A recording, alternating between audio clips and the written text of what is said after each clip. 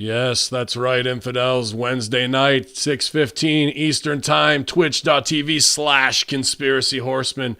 Everybody knows what's going down over here at Twitch in the chat room. As we kick it off here, gonna just give it a minute here. I see some car racing commercial up right now, so I'm not seeing the big, beautiful faces of the conspiracy horsemen, the most handsome men in the game today. So we'll just give it an Xbox, Microsoft plug. And shout out Big Sal, who made this graphic for us. We've got a new overlay. That was Chuck. That's Face Slap Girl. That's that's her man there. So yeah. Thanks to you, Big Chuck, for that. It was pretty cool. Just did a little editing quick, so can't ever trust Skype to put us in the right boxes. But it's going to be a cool night because we got a very, very special guest joining us. We talked about it on his platform, but the biggest heater in the locker room history has joined the Conspiracy Horsemen, and it's Uncle Vince Russo. How's it going, Grandpa Vince? Uncle Vince, how you doing? Bro, Ben Hameen, very nervous, bro. Very, very nervous. This is like, bro, I can remember the very first time I went out on TV at WCW. I can remember, bro, because I had such dry mouth. I remember it like you, bro. This is worse, bro. This is worse. this legendary show, bro. One of my favorite. This is bad, bro. This is bad, Ben Hameen. Not bad at all. You know what I was thinking earlier today? What it reminds me of is, a lot of the westerns or even remakes of westerns always have like the journalist guy or the doctor that goes along with them, and he's not really the gunslinger, but by the end of the movie, he's the one who ends up killing the main heel or rescuing the damsel in distress. I feel like that's your role here. Bro, are you calling me Festus on Gunslinger? No, there's been some other cool ones, cooler than him, but I feel like as we said, on your journey, don't down yourself. You don't have to say that you have any limitations. It's open thought, open speak here at the Conspiracy Horsemen. Yeah, but Ben, I mean, listen, you and I know each other. I know Stevie, Big Sal, very, very, smiley, happy guy. Papa Don, very intimidating, bro. Oh yeah, he's not smiled once, bro, on this broadcast. Not one single time has he smiled. Bro. He was probably reading some Meltzer shit and it pissed him off. I don't read Meltzer. The only Meltzer I got is Meltzer Seltzer. That's right. Yeah. Brought to you by. And we'll do some quick plugs to get out of the way before we get into the show here. I want to thank 350daysthemovie.com. 350 Days the Movie premiering July 12th. One night only in 400 theaters. It's going to have, it's all about road stories. Greg the Hammer Valentine, Superstar Billy Graham, Wendy Richter, Bret Hart, Superfly Jimmy Snuka, Ox Baker. The list goes on and on. Go to 350daysthemovie.com. You can get your tickets because it's one night only. I'm not sure how they're going to distribute it after that, but all through until that movie premieres. They're a big supporter of hackerhameen.podbean.com, a sponsor, so we want you guys to check it out. And some of the last interviews from Georgie Animal Steel, from Ox Baker, and from Superfly Jimmy Snuka. So the trailer is very cool. Go over there after you're done listening to us tonight. Check it out. As always, StevieRichardsFitness.com, doing great things for people, getting everybody in shape. So I worked out last night during SmackDown to get some of my wrestling rage out, and I did one of my best sets yet. So thank you to SmackDown for helping me push me over the edge that way. Also, StagetimeTrivia.com. If you're looking for a side gig, you can go to StagetimeTrivia.com right now, enter the code HAMEEN, and get 10% off the trivia package and go out and start hosting your own shows. Comedy meets trivia. Great night out at the bar for my man Phil Farda. Thank you. So and one other thing I wanted to plug. A lot of people ask me, hey Hacker, where'd you get those boots? Your boots are awesome. And I just was able to meet the guy who made my boots. Came over from Australia on a 6-week tour. So I want you to go over to Instagram and follow him at Steve the Shoe Man. At Steve the Shoe Man on Instagram. Just some awesome boots. He's did mine, Dalton Castle's, Mandy Rose, the Iconics, who are just the best in the business right now. And just tell him. Did he do your buddy Kev's? My bro Kev's. I don't know. Is Kev wearing is Kev wearing just the wrestling boots still, or the wrestling shoes still, the Asics? Yeah, that's our plugs. We got them out of the way, infidels. It's going to be a fun show tonight. Actually, Grandpa Vince requested this one, but first off, because we're living in that 21st century, doing something mean to it, do it better than anyone you ever seen do it, screams from the haters. It's got a nice ring to it. I guess every superhero needs a theme music. No man should have all that power, but who does have the power? The Conspiracy Horsemen at twitch.tv/Conspiracy Horsemen, on the Realm Network, and at hackerhameen.podbean.com. YOLO. Yeah, guys. Bro, would you believe I'm recording a little list on Twitch? Yeah. Because this is huge, bro. This is money. This is money. big. Somebody actually said, Vince, why do they have you in the tiny corner there? Cut a promo on them. Bro, I'm going to cut a promo on you. Okay. This is the Conspiracy Horseman, bro. You don't understand. I'm not in their league, bro. I belong in the little picture in the corner here. Even though I got to say this, like, I'm being totally distracted by this. Sal's in some 70s bunker with paneling that I haven't seen since my parents' home in 1972. Bro, I'm a it's little hot scared, outside, Sal. man. I'm a little scared. Downstairs in the bunker. Got to get to the bunker. It's warm outside. Got to keep it cool. All right, Big Sal. Yeah, absolutely. Look at Steve. Stevie's got the green screen, all high tech. Who knows what he's going to flash behind him? And Big Sal's got the 1970 retro paneling, bro. Well, Vince, to be honest with you, the green screen is for if Sal and I like to stream video games, but it's really the green screen of protection to hide my wife's identity. As she comes in, the door is right here, and she sneaks by. She's very anonymous. Bro, do you know like what I'm gonna do about that, Stevie? And this is an absolute shoot. I know I could bring so much more to the table if I had my family on the show. But you guys know, man, I'm not going to, these lunatics, I'm not going to give them access to my wife and my kids and stuff. I would never do that to my wife. So what I'm thinking of doing is getting some lucha masks and having them come on my show under masks. That would be tremendous. Well, according to Meltzer, the work rate would increase tremendously if they wore them. It would go through the roof. Through the roof. I would have to do it like the Vianos, Viano 1, 2, 3, and 4 for my wives, and I just have to buy a ton of masks. Nice. But yeah, sorry, not sorry that you're in the circle. That's just Skype not allowing us to do another split that way. Unless you're really hot about it, then we'll dump Papa Don and give you his spot, and then he can be in the circle. Are you kidding me? No, but it's going to be a cool show because what you had brought up, we usually do a little precursor on the Raw and SmackDown review and on Realm Network, Russo brand.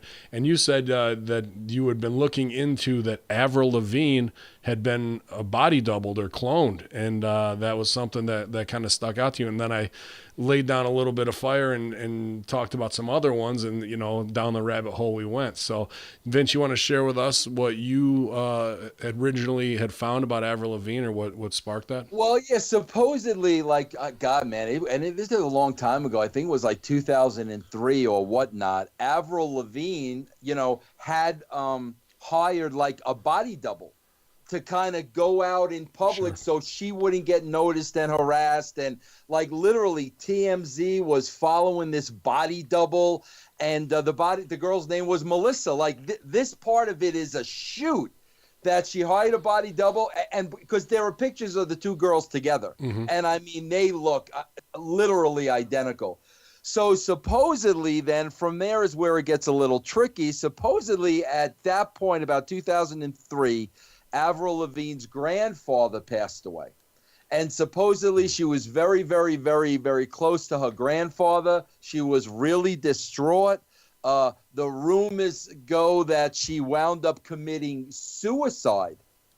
And basically between the record label and her people and her representation, so many people thought that Melissa was Avril Lavigne anyway, that they kind of let her step in the position and take over the job full time. So since 2003, the claim is that Melissa, the legit body double, has been the new Avril Lavigne. I saw the pictures of them side by side, and it was pretty close compared to other ones that, I've seen. The Hillary Clinton body doubles.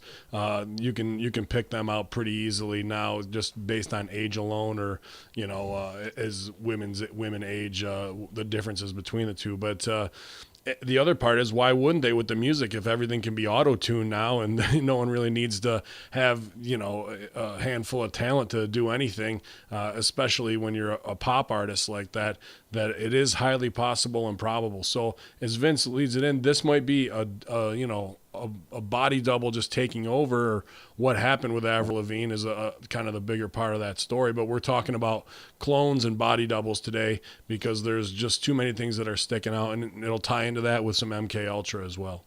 Well, you know what though, Ben? I got to tell you guys, have you guys seen the documentary called 8 Days a Week, the Beatles, their touring years? You guys see that documentary? I have not. No. You haven't seen it? Okay. Here's like another thing, man, because I've seen the documentary a few times. You guys know I'm a huge Beatle mark. You guys know the Fall Paul gimmick, okay? Well, here's the funny thing, man. In 1966, when supposedly, McCartney died in the accident and Fall took over, you mentioned auto-tuning, Ben. Back in 1966, there was really no such thing. Mm-hmm. And it's just funny, bro. 1966 is the year the Beatles stopped touring.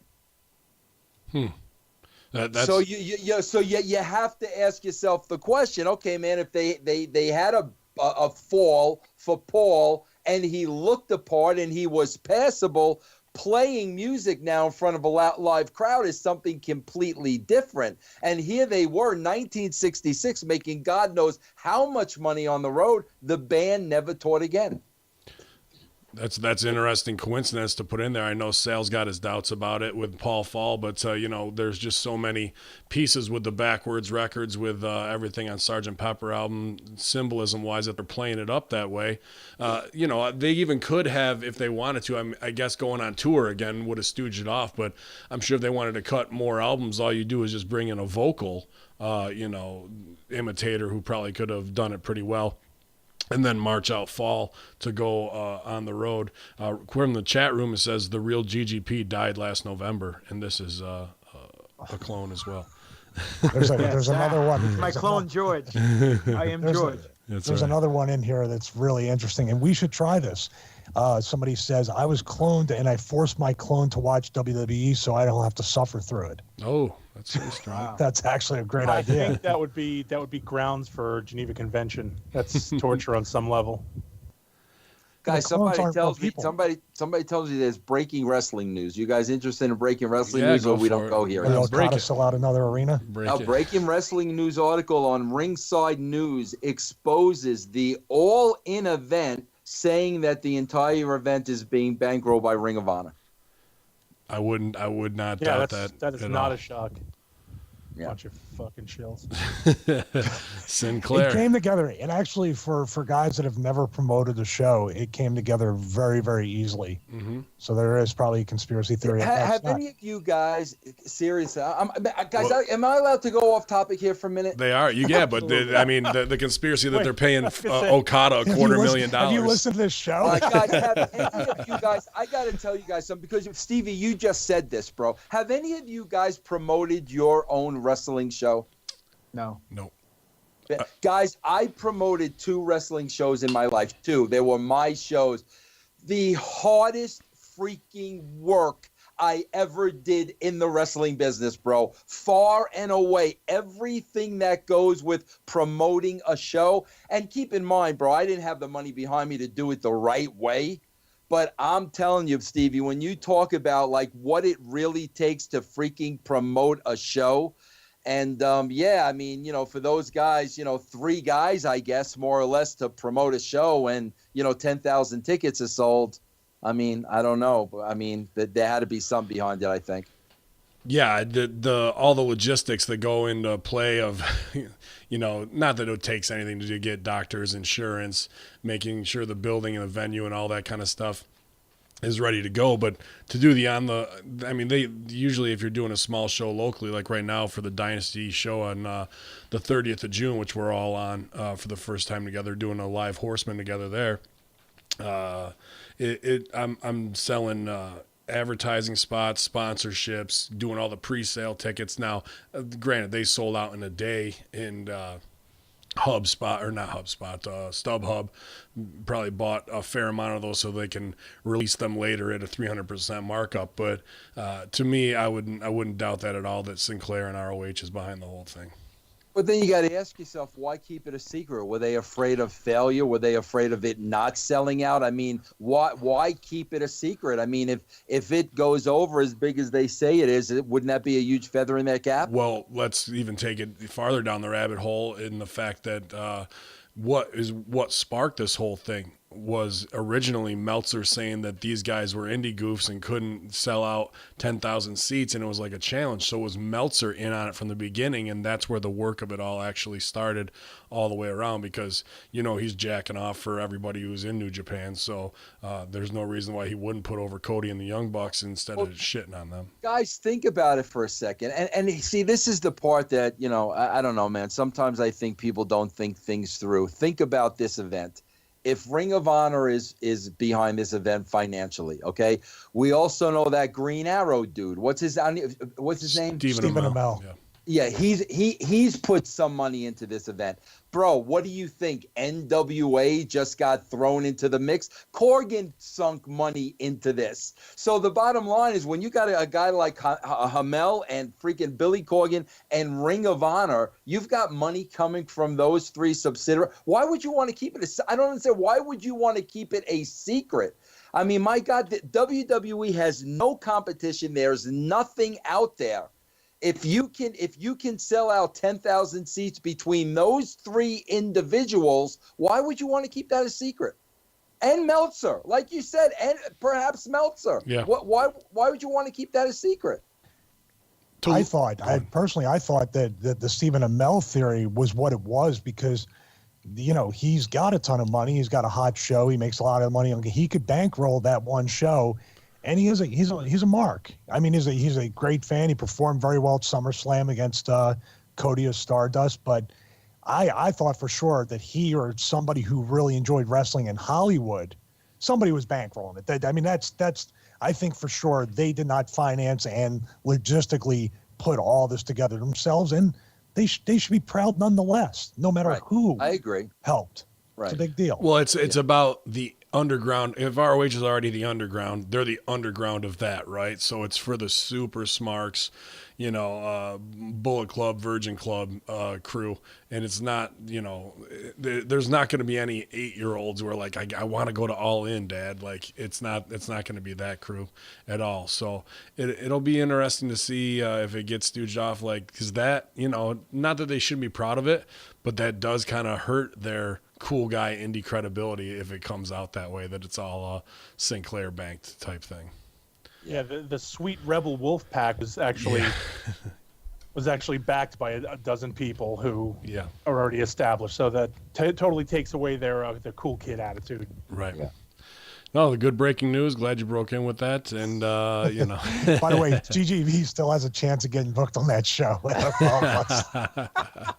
As he sits there. I have nothing to say. Ben said what I was going to say. Ben already said. So why say what he already said? That's right. It's my I'd like to hear you. No, I like the sound of your voice. I would like to just hear you say that. Please. That. No, politicker. But, so forget about All In, because on 6:30 it's all been Rome, New York, Conspiracy Horsemen in the House, Infidels. But y'all, so the Avril Lavigne one, I didn't really see, you know, because they did stooge off that it was a body double. However, there is plenty of others that are from that same era, and that people do think something crazy is going on. Kind of starting with Britney Spears and Miley Cyrus. There's a lot there.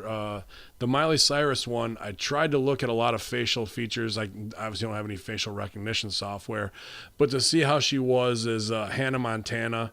And granted, when you're a kid, when you become a young adult, your teeth and everything change. But there's just some big differences in facial structure around the eyes, around the nose, you know, the smile lines.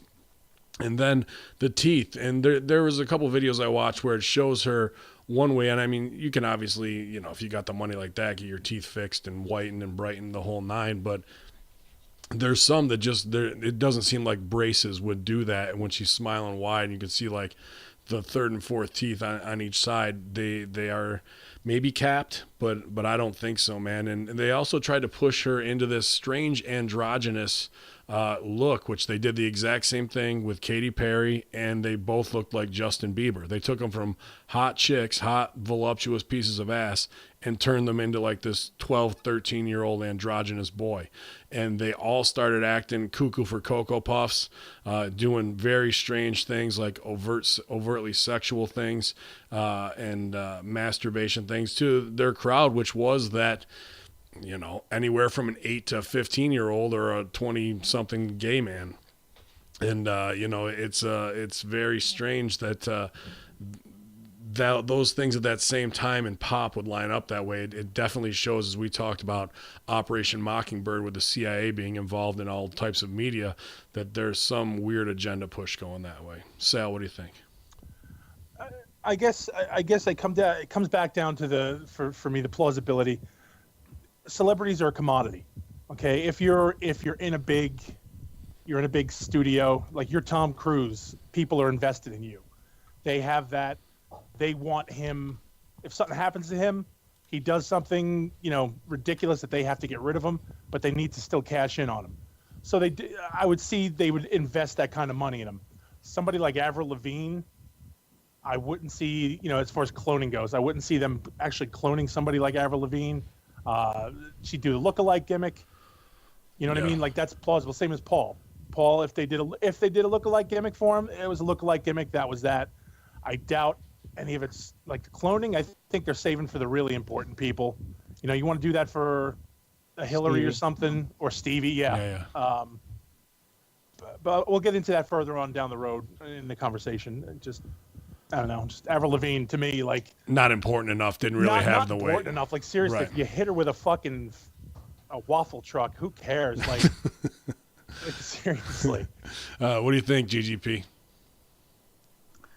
Well, you know, this whole cloning scenario, at first I was skeptical because I said, well, if you're going to clone anybody, why would you clone celebrities?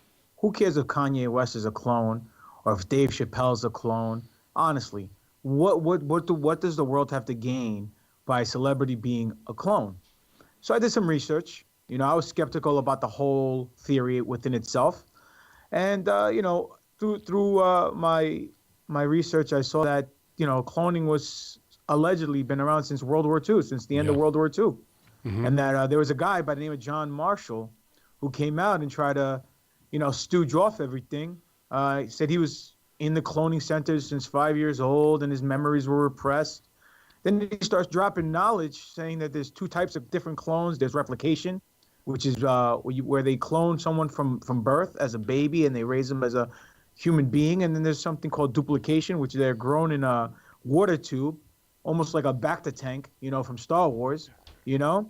And they say they do 5 of those clones at a time in case something falls or there's some kind of deformity, you know, appearance-wise. They have a backup to go to.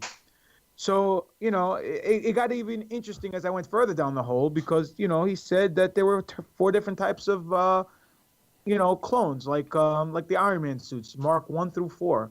He said Mark 1 was like an organic robotoid, which is weird because there weren't any robotic parts. It's just everything was all organic. Mm-hmm. But he said they stopped using those because there were too many flaws, you know, too many side effects. You used to get the twitches and the jumps and the jerks. And how much have we seen that where people put that over as reptilians, or Katy Perry collapsing on stage, or, you know, what's the black talk show when Wendy Williams, Stevie right? just blanks out. Yeah, Stevie goes into MK Ultra mode. No, that's all great. GGP, I want to come back to you because you're spot on where I went with the Marshall stuff. I think that's awesome. I'll come back to you in a minute because I wanted to cover that. Vince, what are you thinking so far? What you're hearing, man? You know what I'm thinking, guys? Money can buy anything. You see, we don't have that kind of money, so we don't know what money can buy. I say this on 2 levels, bro. First of all, guys, when we look at, like, you had mentioned, Ben, about the differences with Miley Cyrus, okay? Guys, I'll never forget this, man. China literally had her entire face broken. Her entire face broke down and remodeled and regrafted. People don't know this. I know because I was close to her. Bro, she was at home in her house not leaving because her entire face, she was wrapped like a mummy. They broke every bone in her face. And she basically got the exact look that she wanted. So when it comes to teeth and jawbone and whatnot, I mean, money can buy anything today. I mean, you can go in there and say, literally, I want to come out looking like Justin Bieber, and you will if you can afford it. The interesting thing to me about the Chappelle thing is, Papa Don asked, and you guys asked, why would they clone a celebrity? Well, we all know the story, bro. We know Chappelle was having a freaking nervous breakdown, whatever the hell was going on with the guy. He goes off to Africa. Okay, how do we know Chappelle didn't cash out $10 million to be cloned? How do we know Chappelle didn't want to disappear forever, but wanted to have Dave Chappelle back with his family, like nothing was wrong, and, around his fans, doing the same thing he was doing without really wanting to do it? So the fact of the matter is, is he important enough to clone? Absolutely not. But is there a price on cloning? Can anybody get this done if they have enough money to get it done? Well, apparently, Barbara Streisand did it to her dog for $50,000. Yeah, she cloned 3 of them. Exactly. So, and that was The dog looks better than her. But that's the thing. Like, she decided $50,000 she's going to pay it, and she did. So she got her dog cloned. Like, see, because you never hear that part. You never hear that story though, Big Cell. Like everything I was reading, Ben, that you sent me was, in order for somebody to get cloned, they got to kill the original person, and then there's this clone. I mean, but can you not stay alive and be cloned if you pay the money to be cloned? GGP. Yeah. Yes. I was going to say, in the report you were reading, they also set up for the richer people the thought transference. Yeah, I was getting to that before I was cut off by because I want to come back to Heyman it. over here. I want to come back. It's a lot. It's a landslide. All right, It's a landslide. All right. So But listen, Vince, I got a theory for you. So you said, and I was getting to it before Ben interrupted me, but I was saying, why are celebrities being cloned? Okay, well, look, they started cloning after World War II, right? World War II, society was in a different state of mind. People looked up to political officials like the president, the vice president, the mayor, the governor. So they started cloning politicians, let's say, right? So as time started changing, the 60s came in, MK Ultra, LSD, rock and roll, all that stuff. People were rebelling, burning their bras. They stopped looking at political figures as heroes and role models, and they started accentuating people on television. And they were looking at musicians and actors and actresses as people that they can relate to, people they want to look up to as role models. So my theory is that they started off with politicians. They got bored because it wasn't working to their agenda. So what they did is they started working on the fly, and they just started cloning people in the celebrities and the elite, whatever the case may be, because that's what people were looking up to at the time. And obviously, with Kim Kardashian being a star and the Real Housewives of Atlanta and all this other nonsense, it's all digressed since then. So here's where I'm getting confused, though, guys. I mean, school me on this, Papa Don. You did a lot of research on this. Does a person have to be dead to be cloned? No. Okay, so they don't. Well, here's the reason why you wouldn't want to do it, to get into the Chappelle stuff you're talking about. You'd have to go down the Tupac rabbit hole of like, oh, he's on an island way away so he can never be found. Like, you have to go into hiding completely, because otherwise that stooges off everything that's going on. But when it goes to Chappelle, they gave him $50 million. He supposedly is smoking crack, is what they say. He went crazy, right? And goes to Africa. Did he even go to Africa? Is there footage of him doing that kind of stuff? And then he comes back and he looks like he's been on the Triple H diet for 2 years, heavy gas and nothing but powerlifting and 1 hour sleep. And his skin is darker. And as a comedian breaking down his stuff, his timing is different. Like, it seems like somebody reaching to try and do that. And then his sister comes out his cousin in the last year and cuts shoot promos saying that he doesn't even remember her, and they were very close. She in one of the promos, she says that he talked to her right after where they did the $50 million deal.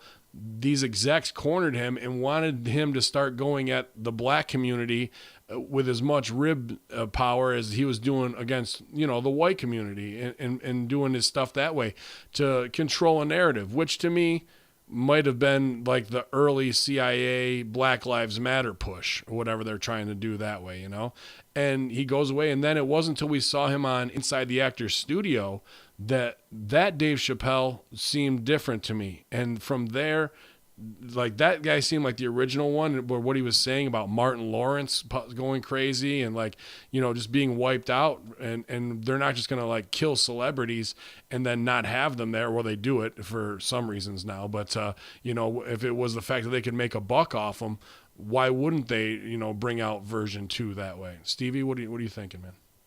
Yeah, I'm going to go back to what Sal said about commodities. There's a scene from the beginning of the movie The Sixth Day where the football player breaks his spine and they have a backup of his DNA to make a clone so he can play next week.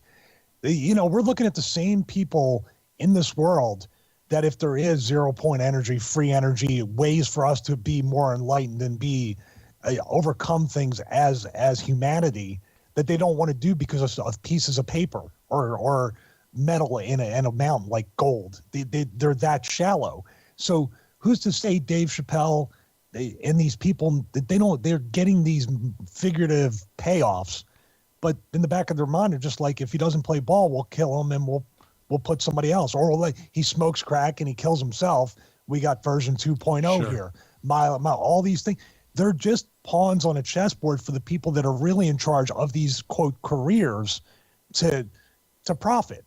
It's really all it is. They're all Vince McMahon's kind of, and the Miley Cyrus and the Dave Chappelles are all the boys that they're just going to use up like meat puppets. And then you go out and we actually have the same exact meat puppet to put in your place. By the way, I just want to point out how well-behaved Papadon is and how it's pissing me off, how he's now near the microphone. He's talking. He's not pissing himself during like other people's talking.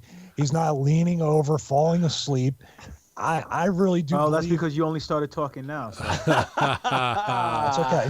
That's okay, because the chat room knows all about you. And listen, I didn't know if you know this, but Vince does not have any power to get you a job in WWE. That's fine. He probably has the least amount of power. I would have already abused that. Definitely. I'm not looking to politic for anything, so don't worry about it, Steve. Oh my God! Shit, this is the GGP clone. This is him. But I'll throw this up right now. I'm putting up on twitch.tv/conspiracy horseman through OBS. 2 different Chappelles, and you look at them.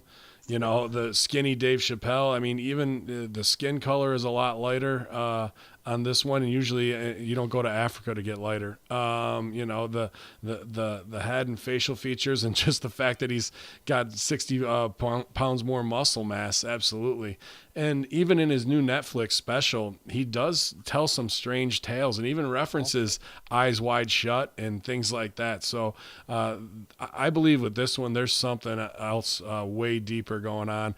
Not the body double, maybe swap out, but where he was like, oh, I need you to fill my time or what have you. I watched the Def Comedy Jam 25th anniversary right before they tore Russell Simmons a new asshole for all the sexual abuse stuff. But even on that, Chappelle seemed different. It did not seem like the guy I remember, Well, what about Gucci Mane? Did you ever see? Yeah, did you see the Gucci Mane video one. with him? Yeah, yeah. Well, put it this way, man. From the research that I did, it was brought to my attention that these clones, they want to tell that the process is happening, but they're afraid to speak out. So they're dropping breadcrumbs left and right. So it could very well be that he's leaving a couple of hints here and there. Maybe he doesn't want to go full Henry Hill like Sal does, but, it could be very well a possibility that some of these clones are just in their messages, in their videos, in their song lyrics, in their comedy specials, in their jokes. They're dropping little breadcrumbs. They want us to follow the trails so people can wake up and say, hey, this is an actuality. Cloning does exist. People have been cloned. Celebrities have been cloned. Now, am I 100% convinced? Not 100%. Am I more convinced today after the research I did than I was, 6 months ago? Yeah.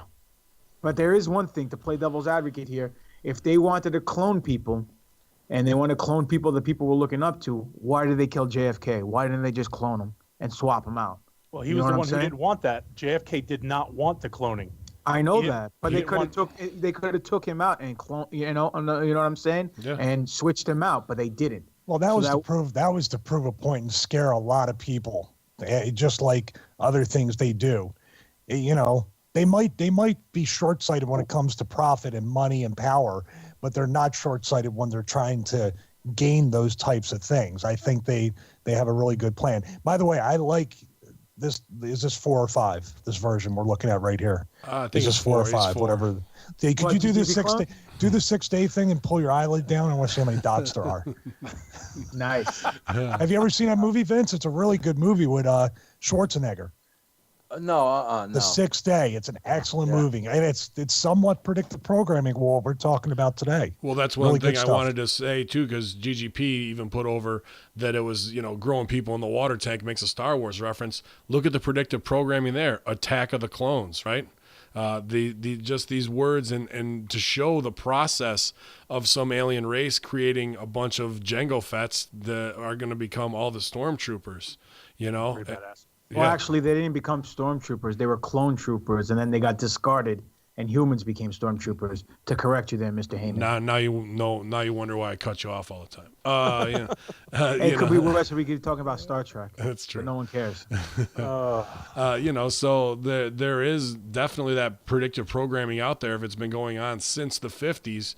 I just wanted to bring these up really quick because I was watching Kanye West shoot video on it, but this kind of prefaces there's 4 types of clones that are used by Illuminati. CI, actual clones. This is a person who's been grown in a test tube called in vitro or implanted in a womb, which is the identical genetic makeup to another person, an identical twin, so to speak, in terms of genetic makeup. The genetic coding has reproduced, and a new person who is an identical twin is now in existence. So that's pretty much the swap them out and kill them scenario. Version 2 is synthetic people. These are persons who look every bit as real as the real person, but simulate human beings. Certain tissues extracted from cattle are the starting point. This is the reason for cattle mutilations. The process is an advancement of the process discovered in the late 1950s. This 1959 experiment was reported in a book in 1968 called The Biological Time Bomb by Gordon Rattray Taylor.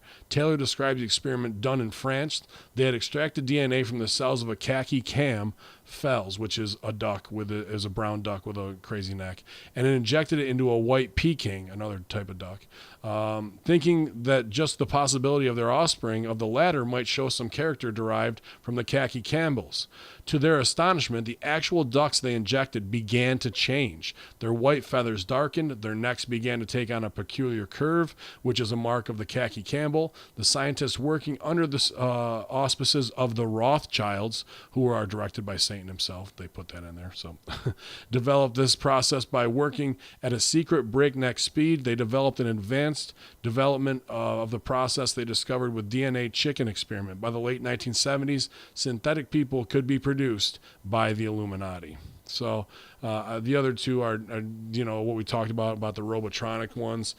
I'm not really sure that that's going down that way, but right there it is. Rothschilds point out the fact that it's more of extraction of DNA and to be able to put it in there. Wasn't that another Schwarzenegger movie where they could change the way you look, like he sat in the chair and like his face would change? Total Recall. Yeah. It was Recall. Yeah. So, wait, listen. Wasn't Alex Jones before he started crying like a little bitch? Yeah. Wasn't he talking about the cloning inside cows' stomachs or something like that? Mm-hmm. Yeah. Chimeras. You just needed the space. They could Now, go ahead. No, go ahead. Sorry, go ahead. No, you're probably just saying the same thing probably that I am. So go ahead. No, because when I was doing the research, on this whole topic, they were saying we know you were doing the research. My God, please. Jesus Christ! What a grumpy Gus. Anyhow, before Grumpy Gus interrupted, I read and I saw that they stated that originally they started saving, as disgusting as it sounds, the foreskin from little kids. Little kids. And they were growing clones out of that. But now they're so technologically advanced that all they need is a drop of blood. And what they do is they save a drop of blood and they start growing it out of that, which is incredible if that's the case. I mean, that's ridiculous, you know? Because think about how easy you can collect 2 cells from a person. Yeah. You can actually brush them and scrape them. Oh, sorry. And you think they scraped your a key against you or something like that. And you could just collect anybody's DNA you want with 2 cells is all you need to clone. Yeah, I leave a trail of beard hair everywhere I go anyway, so it's not like there might be. Hey, real quick, Vince, have you ever heard about the conspiracy theory about the Illuminati, the Clintons, people within that realm having an obsession with child's blood, with blood in general, and something like this would actually been kind of fall in line with that. The royal that family. The blood is that sacred that they can create life off of a drop of blood. But yeah, there is a lot of conspiracy theories, Bohemian Grove, stuff like that, over in England, where they actually drink child's blood to try to still prolong their life. They have a belief in that. It's sick. Yeah, I know. Yeah, nuts. They're getting transfusions. CERN is behind the whole thing. Stop it. Yeah, they're getting transfusions from, clean young 20-somethings. That's how the royal family's living past 100 years old. So like they're just reformulating their cells so their telomeres last longer, what have you, in their DNA, and can repopulate that way. What are you thinking about what you're hearing, Vince? I think it's wild. I mean, it's crazy, bro. But it's funny though, because you think about, like, if such a thing does exist, and like I said, bro, for money, if you have the right amount of money, I guess you could pay to get anything done. Okay, so if something like this actually does exist, let's talk about celebrities. Look how many celebrities die at a young age. Okay, whether it's a drug overdose, whether it's heroin, whatever it is. Here's a perfect case in point, okay? I'm a huge mark for Amy Winehouse. Huge mark for Amy Winehouse. Everybody knew that Amy Winehouse was going to die, okay? When you study Amy Winehouse, I don't know if Papa Don's done any research on Amy Winehouse. Oh, God, has he? But anyway, here's the thing. Amy Winehouse was an individual who just loved music, and she was gifted. She was totally blindsided by fame, like had no idea, wasn't looking for fame. It wasn't about the money, none of that stuff. She loved the music, and she loved the music. All of a sudden, this whirlwind, the fame, the fortune, she can't handle it. She goes down the heroin road. She becomes full-blown heroin addict. She was on a death watch. Everybody knew she was going to die. So, like, my point is, that's a perfect example. For Amy Winehouse to disappear and for Amy Winehouse to just go to the cloning factory, so to speak, pay $50 million, send the other Amy Winehouse back to live that life until that one can get clean and get over all that shit.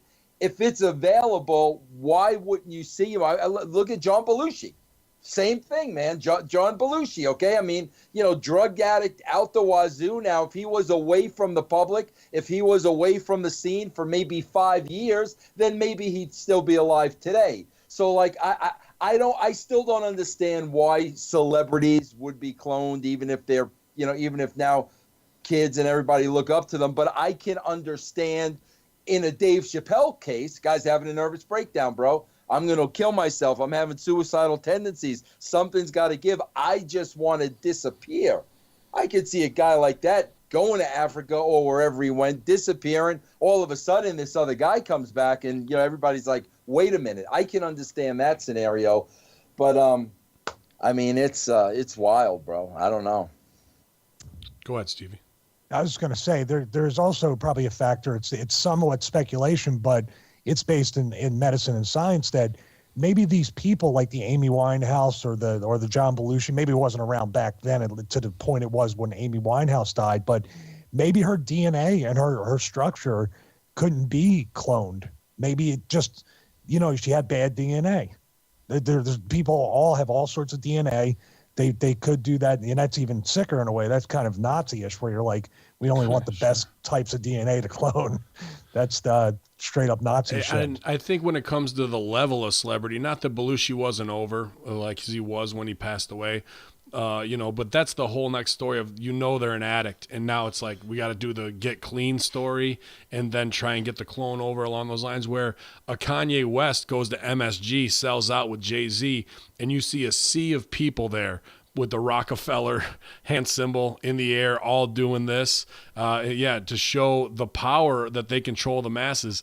That the Dave Chappelle, controlled everyone from every race from his Comedy Central show. I don't think there's some that and people think Eminem's a clone too. There's is that out too, where he said he was on death's door from his addiction, and now he's like done a total 180 flip in how he acts and does things as well. So I think it's about the level that the Illuminati perceives you with to be a draw and have the buying power so they can keep control over a whole mass market. And there's names that are, celebrities that are synonymous household names, like Amy Winehouse, but I don't think that she was ever getting close to that level of what it would be there. No, she was like disco level talent as far as jar goes. And as far as Belushi back in the day, like, all those guys, Belushi, Aykroyd, Chevy Chase, even Bill Murray, all those dudes were doing that shit,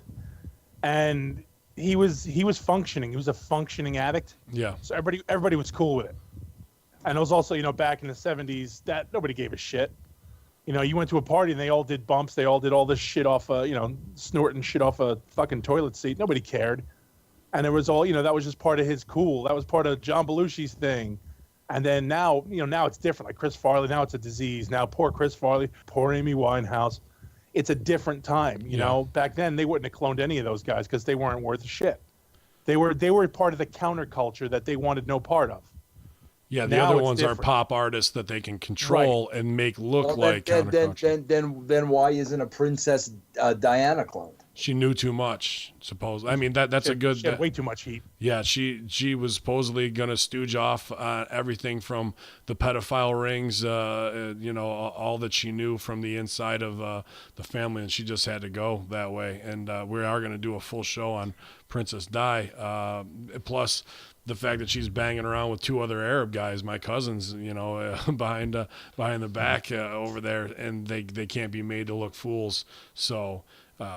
She just knew where too many of the bodies were buried. Like, should they probably have done that and not, because somebody that high profile is going to draw eyes and create conspiracy that way. So they're probably just short-sighted to do it as a quick, solution. But the other part of that too is, no matter all the things we've looked up, even if it's grown in vitro, how long does it take to grow a human? Is there an advanced, you can't wait the amount of time it would take if you're cloning a 40-year-old to get another 40 years. Can they make humans grow that quickly? Like, say, in a 2-year period to from a fetus to a 40-year-old, can they speed that process up? That was kind of a what if to me. Well, as far as Princess Di is concerned, I mean, John Marshall stated that Queen Elizabeth was always in these cloning centers, doing whatever she was doing, and actually kind of took him under her wing as a pet project, because he would sing songs that people would rip off and, get famous off of. So if she's over with the cloning process, and she obviously had heat with Princess Di, and they needed her out of the picture, instead of doing the clone thing, get rid of her, Well, today, I don't know which one it was, and you guys probably saw the same ones. I binged a shit ton of vid today on clones. Who's tapping their fingers on the desk, by the way? I'm sorry to cut off. Who's tapping their fingers? Is that you popping on? No. Are you using your research fingers? No, I'm not using my research fingers. It's not my. Why don't you grab your ankles? I'll give you my research Not fingers. my finger. Shit. I'm sure you'd like to do that. You still won't get a push. But you will. You feel a slight, I'm calling 203-912. Let me call this number real quick. you'll feel a slight pressure. Yeah, like they were talking about how they don't meet in clandestine spots anymore. They don't go out in public. They don't go out in these, they don't meet in cars off in country roads. Now they meet at cloning centers, and they have these black ops meetings. Yeah. So, I like I said, I can't remember which video it was, but they were talking about that nonstop. There he goes. Now, is there a like a what? Piss break. Piss break. Market See, 7:05. the, Oh everybody. my God! the, During Vince Russo, he did it while you were talking. Holy shit, man! I know. Well, I did too once last Vince night. said he had no push anymore. now the UFO is the UFO gimmick is that's Roswell, right?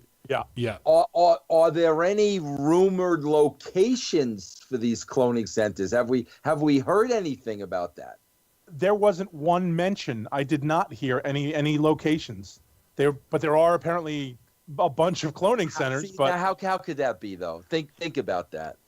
I mean, guys, come on. The business we're in, it would take one person to stooge it off. I mean, to me, that's an impossibility, bro. There's no way. That's the same thing as saying that how could they do the thing with the moon landing, which has been admitted pretty much that at least the footage we saw is not the moon landing, because everything was compartmentalized. If they really do want to keep a secret, they're going to do it. I mean, just a little off topic, Antarctica is the only treaty in mankind's history that has been adhered to in the history of anything on this world. So they're hiding something there, at least in our opinion, right? Yeah. If every country's in on something when no country can get along with anything else, what's going on there? And maybe the cloning is something. There's actually a seed vault up in the north, in North Pole or the Arctic up there, Vault 7, to store all the Switzerland. future seeds of plants and whatever else. Who's saying that there's not? And there is DNA there as well. Maybe that's the base for where all this DNA comes from or goes or is stored for the future of humanity.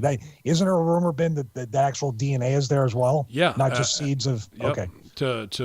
It's Noah's Ark, part 2, pretty much, to be able to, even though we can't get back to the moon, to restart humanity again, and probably things that are viruses, I believe, too there, and the vaccines to take care of them for fallout along those lines. So everything's been cataloged. Yeah, go ahead. Just real quick, the Barbra Streisand dog thing, Vince. I mean, we don't know exactly where the cloning center was, but we do know she paid $50,000 to have it cloned. I mean, I'd like to follow through. We don't know where that actual thing took place. Well, there are ones that are back.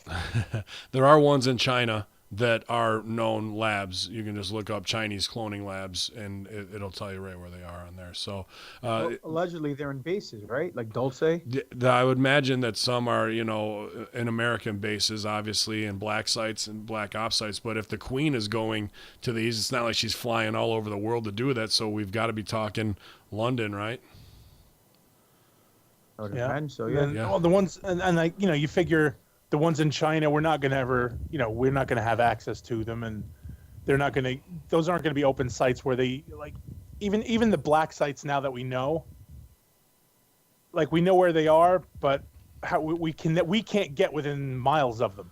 Well, you know what I mean? Look at how they're getting He it. has a cloning center in his basement. That's how he makes the bands. That's how he gets it done. No, that's the Croning Center that he has. but look how they roll it out. Barbra Streisand's dog story. Somebody, a celebrity, plays right to our heartstrings. I just lost my little one, and I was like, man, wait till that's demassified when you only have to pay $1,000 for schmucks like us to get, Shemp cloned or Otis cloned. You know what I mean? Or not. Well, Dolly was the lamb in the early to mid 80s, was Right. the first clone. So, Vince, if they're putting that out there for mainstream media mass consumption, we always kind of add 20 years to the past that they actually have the technology to do it when they actually put it out there. That's a rough estimate. Like drones have been around probably before they advertised them after 9/11 when they went in Afghanistan. They had to have them 20, 30 years before that. They're just making it known to the general public. Yeah, we have this. Oh, by the way, we're 20 years ahead, so in 20 years we'll let you know what we're doing now. Yeah. So was time travel or whatever comes next. But yeah, I think there is plenty of labs like, and for, white America or whatever, middle America, it doesn't have to be white America, like, oh, it's in China. That might as well be on Mars for a lot of people, right? Like, it might as well be out of the realm of that, of like, can we go and see? And if they're rolling out these human interest stories that are going to pluck your heartstrings for your pet can be cloned someday, and then the fine print, if you have $50,000 to $100,000, well, that price is going to drop like anything, as time goes on and it becomes more acceptable to do that. And, if they're already doing that and they're putting out that human interest story, you bet your ass they're not going like, well, we better not clone humans. They've already done it how many times? Oh, hell yeah. Yeah, you know what I mean? So that if that story's getting to the Nancy Browns of the world in their Yahoo news feed, then think about what's on the dark side of that coin, Well, what I found out also as well was that one of the methods that they did, it was called like the Mach 2 clone or whatever the case was, like an REM driven clone where they put the people in deep sleep and they actually transfer their consciousness into a clone. And what happens is this clone goes around and does whatever business it's supposed to do in the public eye, whatever the case may be. And what happens is if they kill the person or the actual human, the original person, the clone drops, like faints. Really? So that's why, like Hillary Clinton a couple times fainted, and Katy Perry, and the what's the girl we were just Wendy Williams, and all these people just passing out just like this left and right, and it's all, and I saw a compilation video, so it is what it is, but it's very similar. It's not like one fell to the left, one decided to fall to the right. They all just like just die. Yeah. Quicker than a crowd during a disco match. But point being is, they were saying that they put the chips in. That they chip these people and they could just shut the chip off. And what happens is if they hurt the clone instead of hurting the human host or the human being, the human feels the pain from the clone. So if they want to get back at these people, they'll clone like 1,000 or 10 clones or 100 clones or whatever the case may be. Living voodoo doll. Makes sense. Living voodoo doll. Yeah, exactly. That's where I was getting to. Yeah. Vince. Doesn't make sense. Why would a human feel the clone? You're not transfer. You never see. Well, they were twins. That didn't count on GI. Yeah, it doesn't matter. Yeah, that's a twins thing. But like, I just find it that you make this clone, you make this second copy, and I make a copy of Vince Russo, and I transfer Vince's being into this other clone. Vince goes off, does his daily thing. I decide I want to fucking throw darts at this when he's going to feel it. It makes no sense why. I transferred his. Sharing a consciousness. You're giving Ryan Satin ideas. Stop it. If they're sharing one, a single consciousness, why wouldn't they feel it? You know what I mean? It's not like the host now has lost the consciousness. Well, basically, you're giving Vince's to the clone. So you're giving him the watered down version. Well, I mean, if I need an operating system and it's connected and it's got the same stuff, like Stevie hooked me up with that phone, I still had a bunch of his stuff on there, like when I was trying to upload all my Google stuff to it. That makes so much more sense now. So, it is kind of a shared entity, possibly. I mean, I don't know remotely or if it's chipped along those lines, but frequency-wise, it could be some of that as well. Well, I would just like to say, Vince Russo, please be careful, because apparently with Cody's payday, he can afford cloning, and I think you might be a target. Oh, you got to read those payoffs, man. I get tired of hearing those. Cody's payday all in is enough to have you cloned, and he could just do whatever he wants. That's right. Flip Gordon was getting $250,000 or some shit. Yeah, right. You know what's interesting though with the this is interesting to me. Like Chappelle's cousin, who's a female, right? Yep. Right. So, from what I understand, she does this interview and she states the fact that she's a cousin of Dave Chappelle, right? But yet she, however they call it, she puts a filter over her voice or whatever, so you can hear her natural voice, okay? Well, you already said you're a female cousin of Dave Chappelle. So how hard is that going to be to narrow down? So that to me off the bat was a red flag, because you're already saying I'm a cousin of Dave Chappelle and I'm a female, but yet I'm gonna I'm gonna cover my voice or whatever the case may be. That to me sounds like it might have been somebody that was totally full of shit, that doesn't know Chappelle, that isn't related to Chappelle, that hasn't had any personal experiences with Chappelle, because the fact that you said I'm his cousin, it's not going to be too difficult to figure out who said it, but yet you're going to disguise your voice? Yeah, I see where you're going with that. Although, I mean, that's the sense of pride thing in the black community. Everybody's the cousin of somebody once they get over, it's the fact that she in that Stooge report says that, he knew her and would talk to her, confide her. They talk weekly, and then when they seen each other again, he didn't have any idea who she was at all. And that was she got big league, like Steve. Yeah, she got big league hard. And, so to me, that doesn't play into, I mean, not that every clone has to have a transfer of consciousness, which is pretty cool to me. I like that concept, because this is a little off of cloning, but I'll send you these videos for the 2045 transhumanism movement. I'm not sure if you know what that is or not, Vince.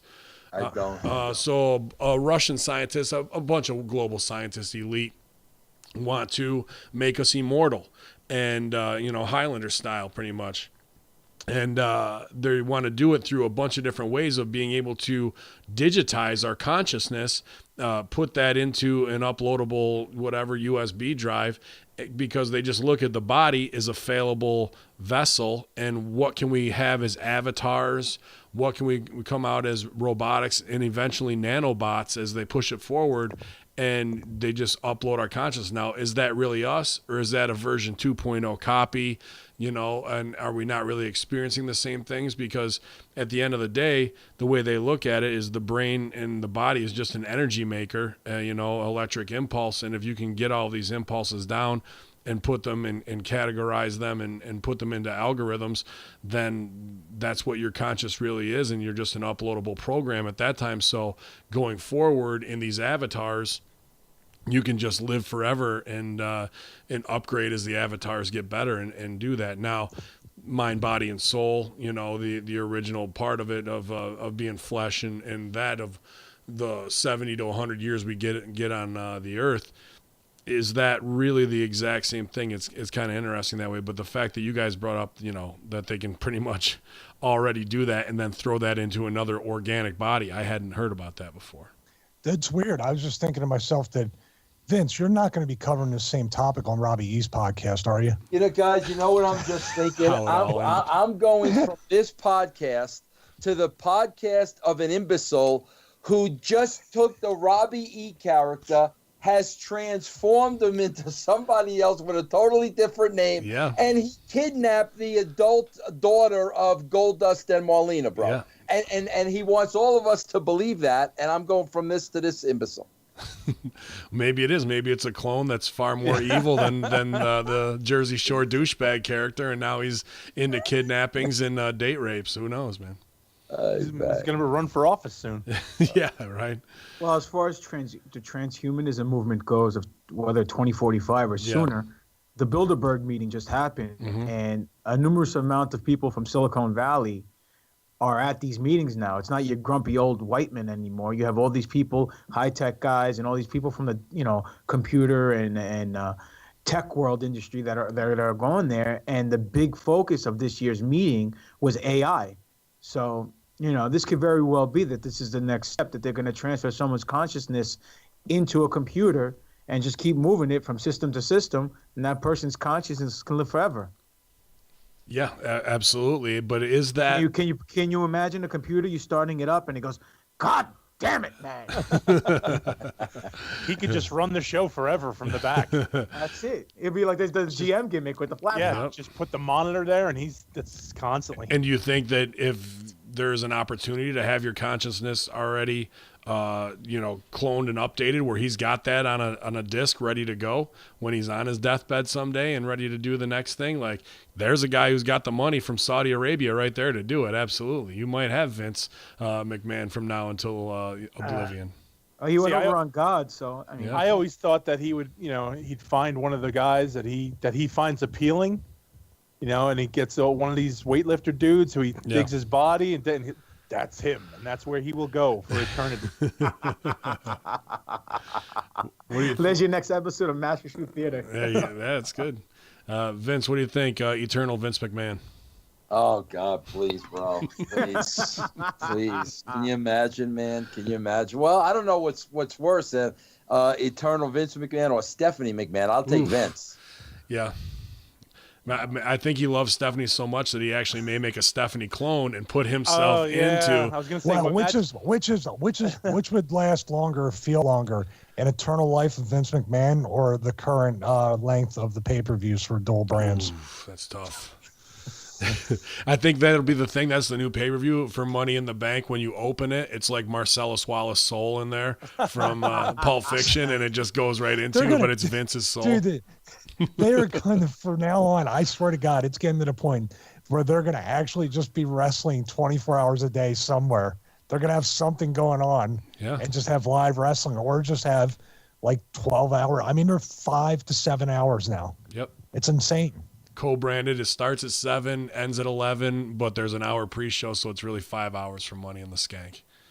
Unbelievable. So, well, listen, gentlemen, I got a headache now. I got a headache. I got a headache. Now I'm going to be looking at everybody like they're. Hey, look at my migraine remedy on YouTube. Yeah, it's really good. Check out the Vince. I know you'll like this one. Check out Kanye West promo from his concert, where he actually leaves the concert. He says some crazy things. We've seen him with Trump looking MK Ultra. Just not really. Not that we have in Kanye we trust or anything, but there's just a lot of behaviors out there, from Britney Spears shaving her own head to, like we said, Miley Cyrus, but Beyonce as well. I know you're down the rabbit hole now. There's a couple more, and I'll send them to you, man. All right, guys, thank you so much for having me, man. It was, I mean, literally an honor, guys. I really appreciate it.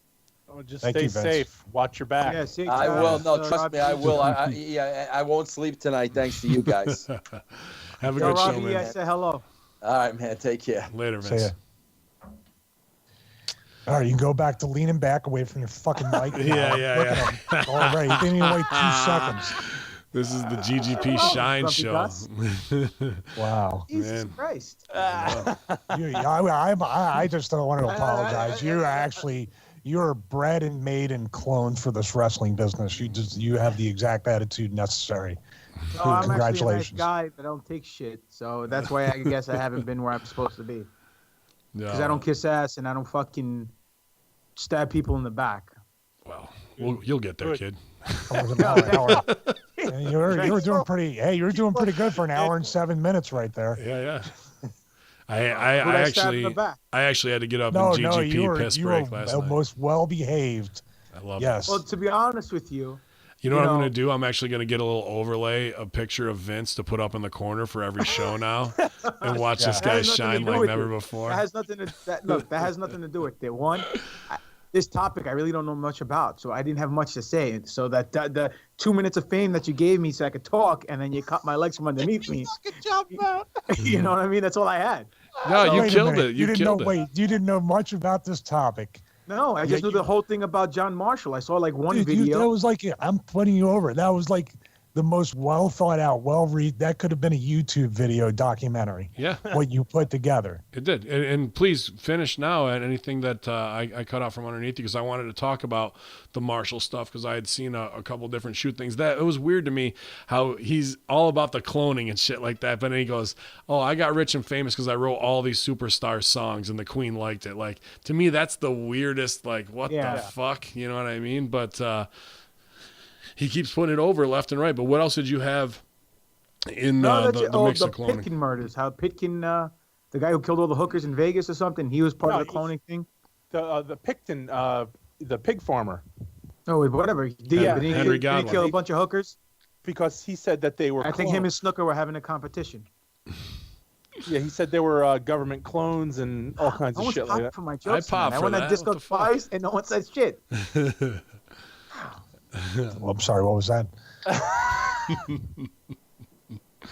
Anyhow, let's get to the mailbag, guys. Yeah, y'all. I just wanted to read one. Oh, I don't know. Do you think we should? Because the really big thing is the Bourdain stuff. We never even touched on that. Yeah. Let's touch on that quick, man. Go ahead, let's touch on. Because So- this has a lot of stuff connected to even Yeah. the Robin Williams This thing. could be They feel like they're reaching as They- time goes on. Right. They are reaching, and I was Right. gonna when we started off the podcast and everybody started in with the GGP shit. I was gonna go right to a Bourdain Robin Williams tie-in joke, and I said, Vince is on. I don't want to right off the fucking bat start with a. Hey, notice how the atheist doctrine is on pause for like an hour and 7 minutes. Like, fuck your God. Yeah. Yeah. There is no heaven. There's only clones. Yeah, man. So obviously everybody knows what's up with, Bourdain's supposed suicide. And then again, as we watched 48 hours, 72 hours in, we see his wife his girlfriend doing shoot promos on the sexual abuse in Hollywood and the elite, and that cans and saying how they should, from the pulpit, literally saying, some of you are in this room and you're going to burn too, and how this guy had gone at Hillary Clinton and Donald Trump, so enemies on both sides of the fence, while thinking he's that over and beloved, being a top draw at CNN, making the most money and going everywhere in the world, and one of the most recognizable celebrity faces probably at this point, that he thought he might have been untouchable. And then they reach out and touch someone, and there's a lot of symbolism. They said that Kate Spade hung herself with a scarf around the doorknob. Red scarf. Red scarf, and he had the white robe belt. The white robe belt, right? Now, Was he hung from a doorknob too? Yes. Like the guy is 6 foot. How high 5. are these fucking doorknobs? Yeah, they're at least 12 foot tall. I could see Chris Envy hanging himself from a doorknob, shit. with his little feet. Last appearance on June 30th. Yeah, everybody last come one out. for GGP. Come on out to So the show. didn't Robin Williams do that too? Yes. He used Doorknob. the belt. He used the belt on the doorknob. Dude, And now how does this make any immediately- sense? How does it make any sense, dude, at all? Well, here's the thing. Immediately they came out now with how he had the stare and he had the lack of smiling. He had the kind of the dazed look and just stare off into the distance. And they're saying that's the same thing Robin Williams had. It's leading into Parkinson's disease. And they immediately just threw that out. And they said, that's the deal. So let's just I call stop there. I bullshit. mean, that Red was the flag. deal, right? Because Stevie, I think you sent the story from the Santa Monica Press or whatever it was, saying the Parkinson stuff, the depression stuff. I believe the author's name was Stan Gene, Geene, and I looked up, no social media following whatsoever. Now, if you're a media person, you're gonna have the social media hookups to put your stories out there. You're not just going to be some old-timey writer in the Santa Monica Herald and put that shit out there. So a complete pen name, to me, a complete Operation Mockingbird cover story that would get to the Nancy Browns, be like, oh, I read this, and that's what it was. Tortured. He was a tortured guy. You know what? I don't believe it, and I'll tell you why. Go ahead. Right? I wasn't very familiar with this guy, but I did my research. I saw a couple of videos, and he overcame drug addiction, heroin, and all that stuff. So if you're a heroin and if you can overcome heroin and stay clean, and not go back to doing heroin, getting Parkinson's is not going to make you want to kill yourself. You know what I'm saying? Well, now they're also tying in that Asia, his girlfriend Asia, she was seen in Rome with another dude, and they were filming, and they caught her with a guy, so he was heartbroken. Yeah, but he's also had 2 ex-wives, so what's the point? That was the thing. His other ex-wife, who's the MMA chick, she cheated. She was fucking everybody in Vegas, apparently. So that broke his heart. Then he met Asia. Well, I mean, doesn't that just sound like the fucking? You know what I mean? Like, he's heartbroken and he did it that way. I'm sure Anthony Bourdain was tearing off ass from Cambodia to Australia. Dude, You know no what I mean? doubt that this dude was fucking getting it. But now, like I was That telling you shit guys, from CERN in his head's fucking going off. Man, I'm telling you. no, it's called you look at everything. You look at all of it. You don't just pick what you want to hear.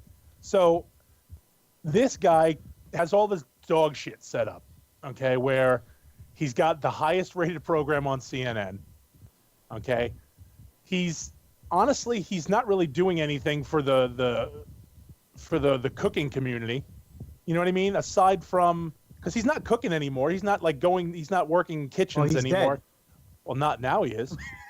But like he's not doing these things. He's on a TV show going around the world doing whatever the fuck he wants. Yeah. Drinking and eating and having a fucking great time. Now He's eating, drinking, and eating for free, and he's just voicing over how he's drinking and eating for free. Yeah. right, and how he doesn't like this, he doesn't like that. And he's a martial artist, which, he was very into self-discipline that way. Just doesn't add up to depression and doing that shit, man. It just that's the thing. doesn't. They throw that in there. Now you can't erase that. You say depression, and now that has to stick in your head of, well, anything we say is just a theory because he was depressed too. So who knows what was wrong with him? That was the kind of like the social media cover up, because a tidal wave of go check on somebody, you never know, and all this Sure. all these memes of and it's well enough meaning, but you know what I mean, had very little to do with questioning the event. Now we need to address depression, which we should, and all that stuff, but they were very well meaning, like I said, but it just doesn't. It's somebody like that too on the Parkinson's side, because I have a lot of things that I have here in the home gym that Parkinson's patients use for motor functions and stuff like that. Boxing is one, jiu-jitsu is another, these coordination-based workout routines. And then you look at Michael J. Fox, who's been fighting Parkinson's forever. At least looking at him, you can say, you know what? Or Robin Williams is one thing, not really a workout guy, not really somebody with that physical discipline. But Bourdain, I would look at and say, man, I'm going to try to fight this for a while. Let's see where it goes. Right. Yeah. Well, let me ask you guys something. All right. If for whatever reason, all these people who recently died, from the singers, whatever, Chet and the other dude, and Barrington, Chester what was the guy? Bennington, and Chris Cornell. Cornell and Barrington hung themselves. Oh, I see a pattern forming of hanging. Hung themselves and had broken ribs. Also had the Podesta Clinton Black Book. Yeah. Trying to cut me off again. I know, that's how I do a hot tag. Fucking. Point I'm trying to make before you cut me off, okay? What I'm trying to say is, you right there, Sal? You okay? Sorry, I'm okay. Okay. Just checking up on you. I care about you. Anyway, why would you hang yourself? That's the most painful way to go. Well, it's easier for you to just take pills and pass out, or just shoot yourself. Bennington Why hangs struggle? himself and has broken ribs. And if they got this guy, with Bourdain, I want to see that the Bennington thing, looks like there was a struggle, contusions to the head, that kind of shit, right? Like, if you're coming at Bourdain, unless you get him, how they got Hyman Roth and Godfather in the bed, pretty much, you're in for a fucking ass beating from this guy. He ain't going to go lightly, right? You better sedate him or whatever it is to try and get over. That was another thing. And I don't want to make it seem like I listened to that. I told you guys the AJ Benza shit that he was talking about. And a bunch of, he was talking about some of the rumors too, because he actually knew Bourdain for a bit. So he says, we weren't great friends, but that whole thing was, it's easy to fall into the conspiracy side, and even AJ Benza was like, Asia Argento's into a lot of weird shit. She comes from an Italian horror family. Of course, she's weird shit. You know what I mean? So like the pictures she takes are fucked up, or she's got all the tattoos and the mandalas and everything else. So she gives off that vibe where she's creepy looking. Yeah, everybody, sure. And some of the other theories are that they were supposed to both get whacked at the hotel. Right. And then she no-sold and she didn't show. Because she might have been the catalyst of why he got whacked. Right. From talking all that shit, right? So the fact she got ripped by Harvey Weinstein, right? She said But here's the thing. She was dating Harvey Weinstein, man. She met Harvey Weinstein's mom. How is that rape? Hold on. You could be dating somebody, and then if you don't want to be intimate with that person forces himself on you. That's fucking rape.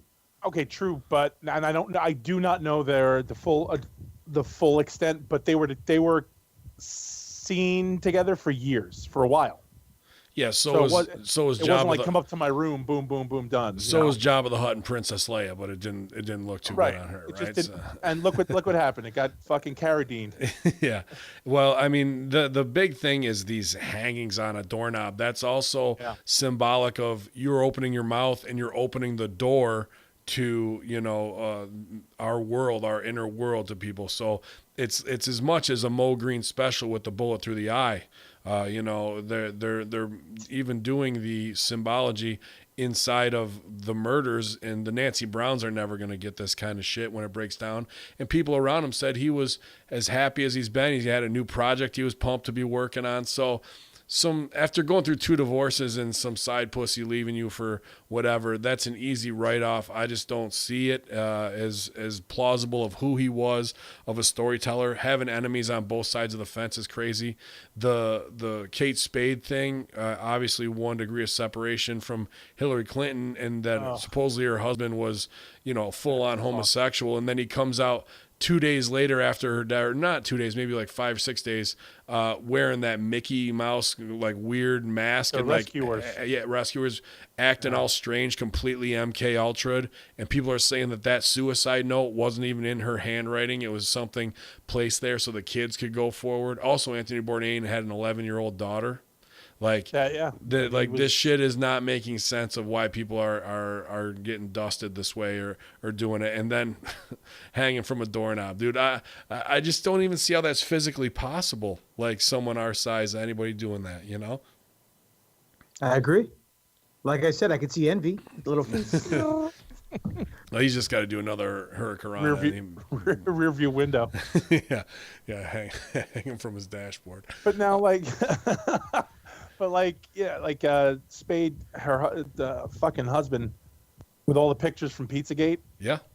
Dude, come on, dude. Jesus. Yep. It's just, I get, it's because we talk about it all the time. You get fed up when you're just like, fucking people, just look. How are you not seeing what we're seeing? Yeah. Because they don't want to. It's like Joey, what's his name from the Matrix. He don't want to wake up. Well, they also don't get, they don't do the research that a Papadon does either. They don't go to even so thanks. Fucking good. Thanks. That disclose.tv or anything in their newsfeed, they're not getting what we get. They get a quick CNN news brief, MSNBC, something backed up in their paper, and then a magazine they read where it's a piece of remembering Anthony Bourdain. And those will outline that he was heartbroken, early Parkinson's, and that'll all come from a story that when we went to go check the sources, that was one of the first things that we did. And then it was from a complete ghost, which if you're a writer, you're going to be in the media, you're going to be able to be tracked. I couldn't find another, not a breadcrumb trail, anything to track that person down. Just doesn't add up. No.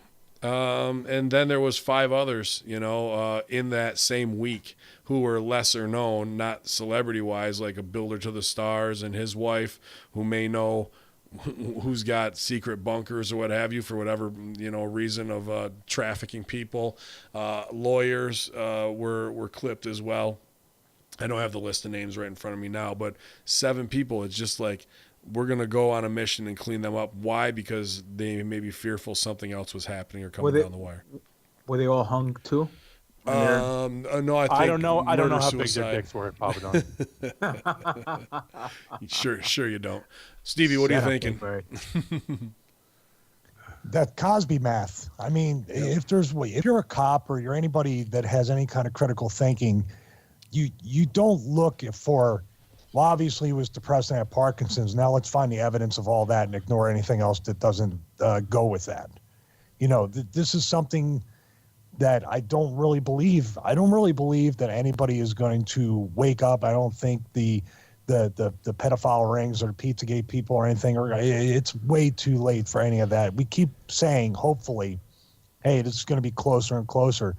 I don't believe this was shutting down. Like, you know, like at the end of Sum of All Fears, they're going around killing all the people that were responsible for trying to start World War III. Right. I think it's on the other end of it. I think it's to extend the operation. Like if Hillary Clinton, you know, oh God forbid, if she actually dropped tomorrow, or her and Bill were on one of those planes, like you said, Ben, that don't really go down the mechanical failure. Right.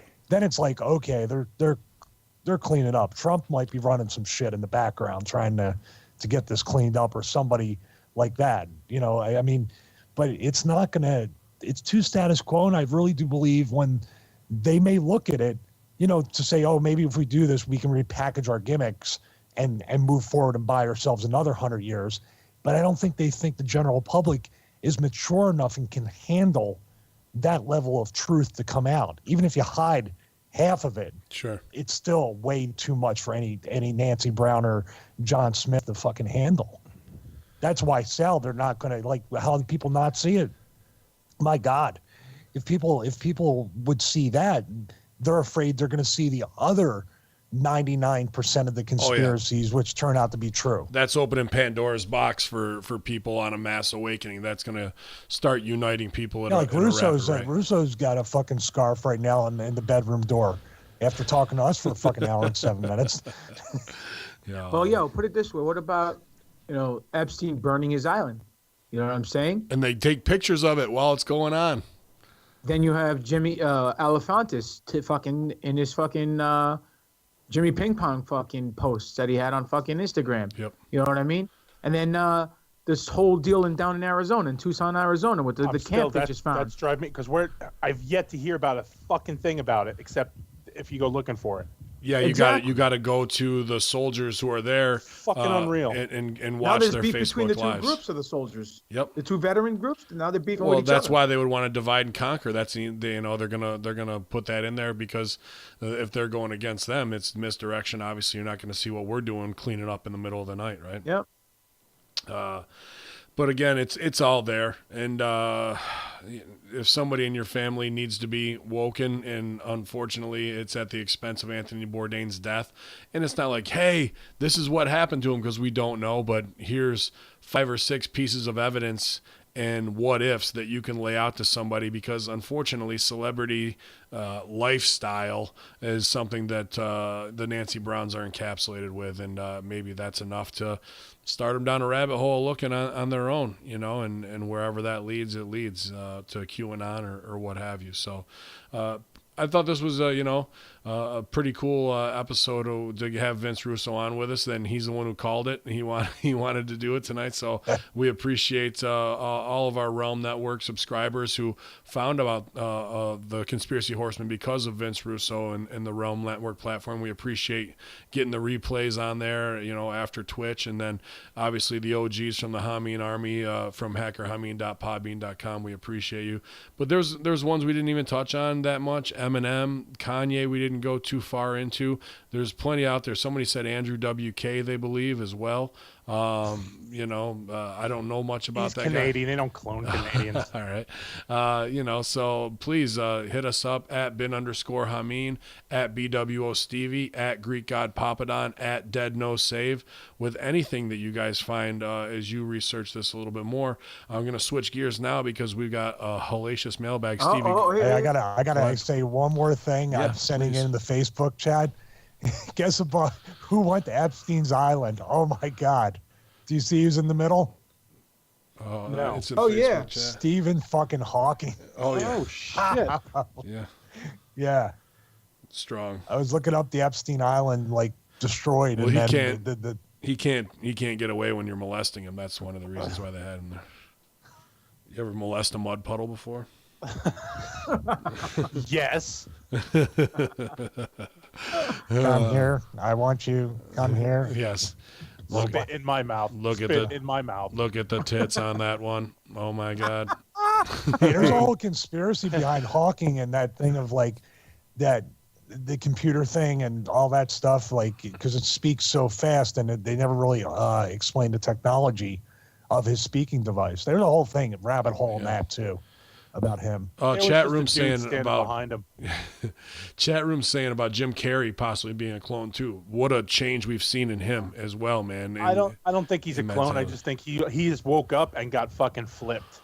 Yeah, but could he be the next one to be found around a goddamn doorknob? Yes. Well, didn't they kill his girlfriend? Didn't his Yeah, girlfriend yeah, and tried to pin suicide? it on him, right? And Yeah, with and they gimmicks. already are saying how depressed he is and they show that picture over and over again of him carrying the coffin down the church steps. Yep. How depressed he is, and he's going through a trial and a lawsuit. Oh yeah. I believe they're building the blocks for that. Yep. Well, put it this way: he's coming out with a new show on Showtime, right? A new series, and supposedly he's supposed to be someone who got woken up in the show. So this whole thing could just be PR press for that show. You know? I was impressed by the painting video. I don't know if you saw that of all the painting that he's done, man. Pretty, you know, He's good, just too. and like I said before, with every we said this last night, with all genius, there's madness, and he's got plenty of both, in my opinion. But definitely one to keep an eye on, no doubt about it, man. Stevie sent a good painting video in the chat group before.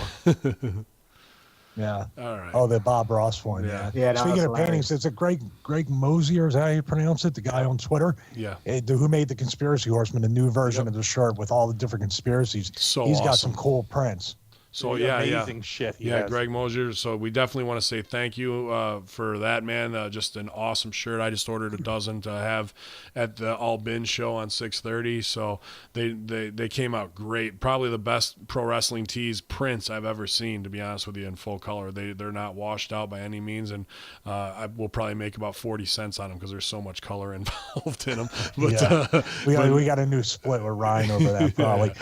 You know what though? I'm gonna order one. I'm gonna order the one that has the first one with NASA and all that stuff. That's my favorite one Very out of cool. all of them. Very cool That's stuff. a really good one. 14 by 11, I believe. I'm gonna see if I can get it bigger, and that way, I might flip the chair around and have it behind me on the Or just get it as above the iMac. get it as big as the green screen and just set that behind you. It'd be fine that way.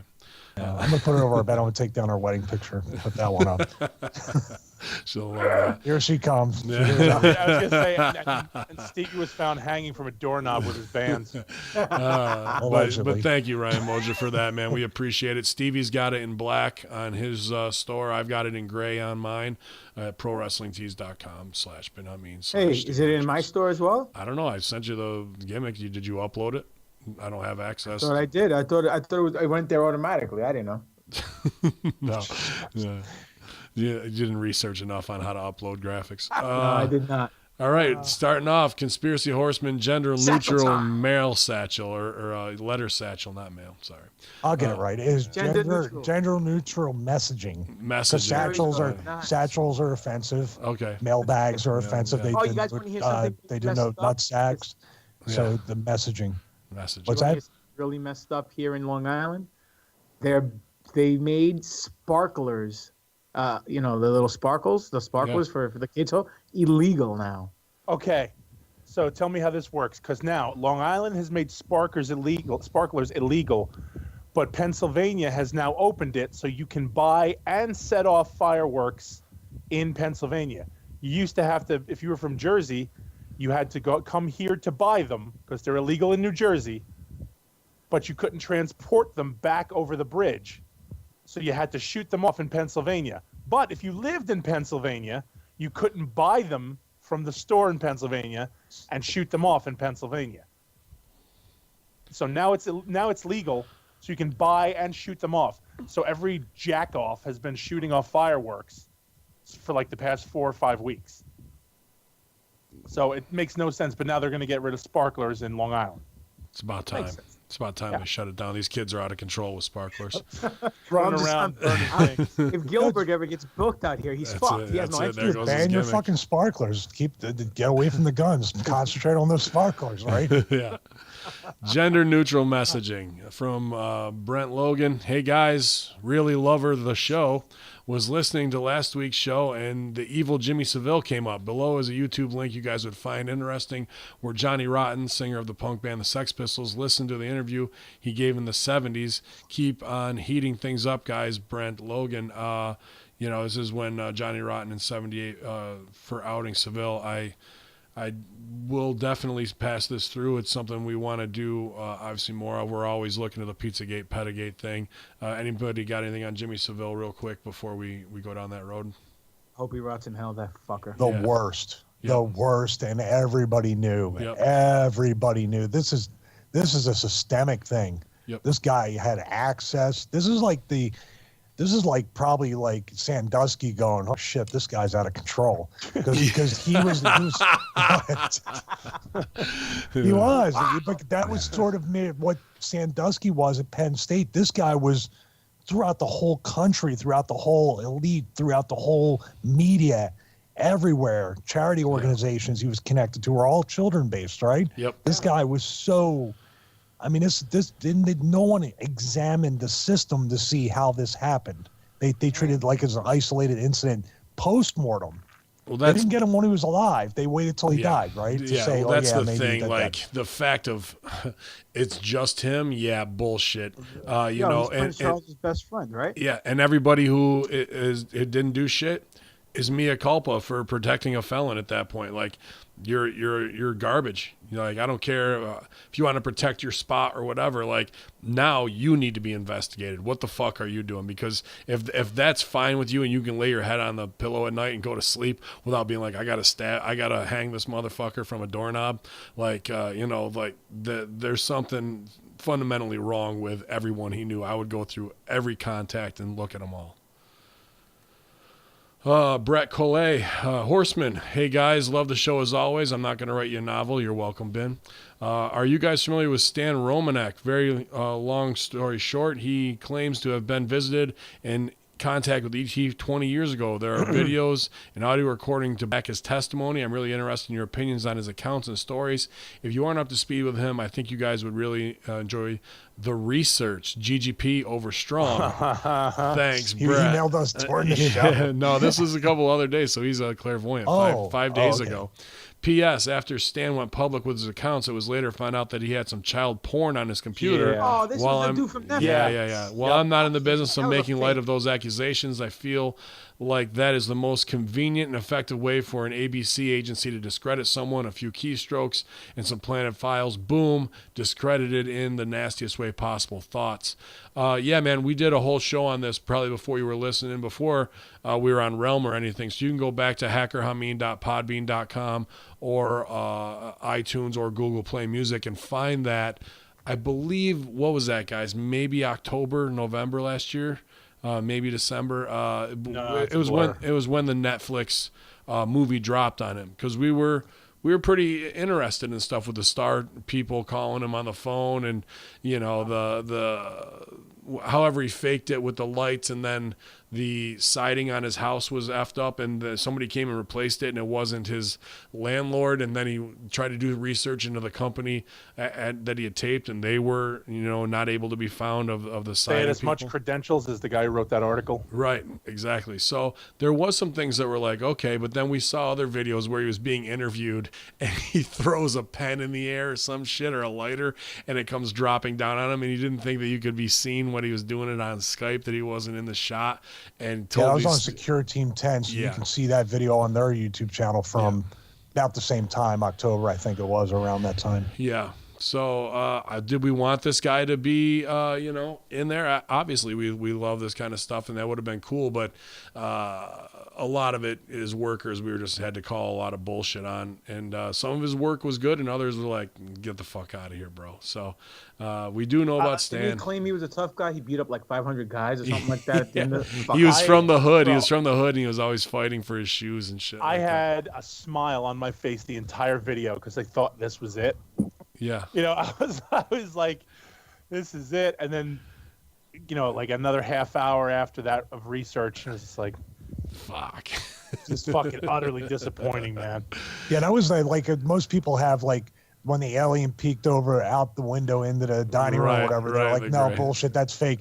Because I was like, wow, that's really creepy. And then when he talked about his fighting expertise and how he grew up on the streets, I was like, everything beyond this is bullshit now. I can't believe a guy like we're real good conspiracy researchers. Nah, But I can tell he can't fight. what really was kind of the interlocking thing of the phone calls he was getting, that was a good work of like the voices and what they were saying to him.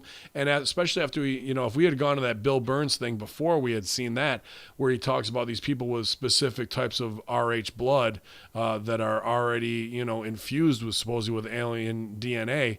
I might have believed that even more. And that those stories that could have crossed over, because I do believe that there are empaths and higher frequency beings, and that seems like the way to integrate, especially after what Robert Bigelow had said in the interview of they're already here in us, So there's a lot of entertainment in that, but he does fuck himself over by trying to just go too hard afterwards. He got a little bit of taste of that fame, and it just drove him to I gotta keep going. That's what I mean. Do you think do you want to re-examine it and see that there is slithers of truth in this and things that really happen, like maybe the phone calls weren't a work, but then he said, "Oh my God, I can become that next guy that's the expert that they always, the Bill Burns or the guy from Ancient Aliens. I can become that guy." He wouldn't need that. That's what kills the rest of it for me. All he would need is the one phone call recorded, and nothing would ever have to visit him again. That would be enough for him to ride out Comic-Cons till the end of time. Instead, he tries to go all in, like they're constantly getting a hold of him and shit, and gets caught exposing that one work. And to me, once you pull back the curtain on that, everything else is all bullshit that you did. From more overworked than the UFC. Yeah. Let's keep it moving. From Jada Prince 92. What's up, Horsemen? Been listening to you guys for a few weeks now on Podbean. Thank you. I want to keep this short. Thank you. With all these recent celeb suicides that have been happening day after day, it seems like Kate Spade and Bourdain. Is it possible that it could be linked to the Allison Mack sex trafficking ring, or am I looking too much into it? I just want to know where you stand on this theory. Thanks. Hey, man, awesome point that we didn't bring up. I think I don't know about the Bourdain thing, but I wouldn't doubt the Kate Spade stuff is. To be honest with you, she worked with Hillary with the Haiti thing, right? And all these kids are missing. Yep, with all the Clinton Foundation stuff, and as the shoe drops, who knows? Well, so let's say they're investigating the Allison Mack thing, and they get to Kate Spade, and they're like, "Oh, she's gonna flip," or they don't know, or maybe she did, and of course, the high-level deep state, which the Clintons are a part of, are going to be able to get their hands on any testimony behind closed doors that was said, and maybe she did say some shit, and that was enough to be like, that was your time. Have a good death, and that's a very good point when it comes to that. Wasn't the Podesta linked somewhere to CMAX as well? Yes, there was an investment part in the CMAX stuff that links right to the Clintons and Podestas as well. So, and then what he's talking about, if you don't know, CMEX, CEMEX, is the company that's involved with that hashtag Operation Backyard Battle. Is that what it was, or that's going on in Tucson right now? So yeah, that's the. They own the land all the kid camps were found on. Right. Anybody else got anything on the Allison Mack thing before we move on?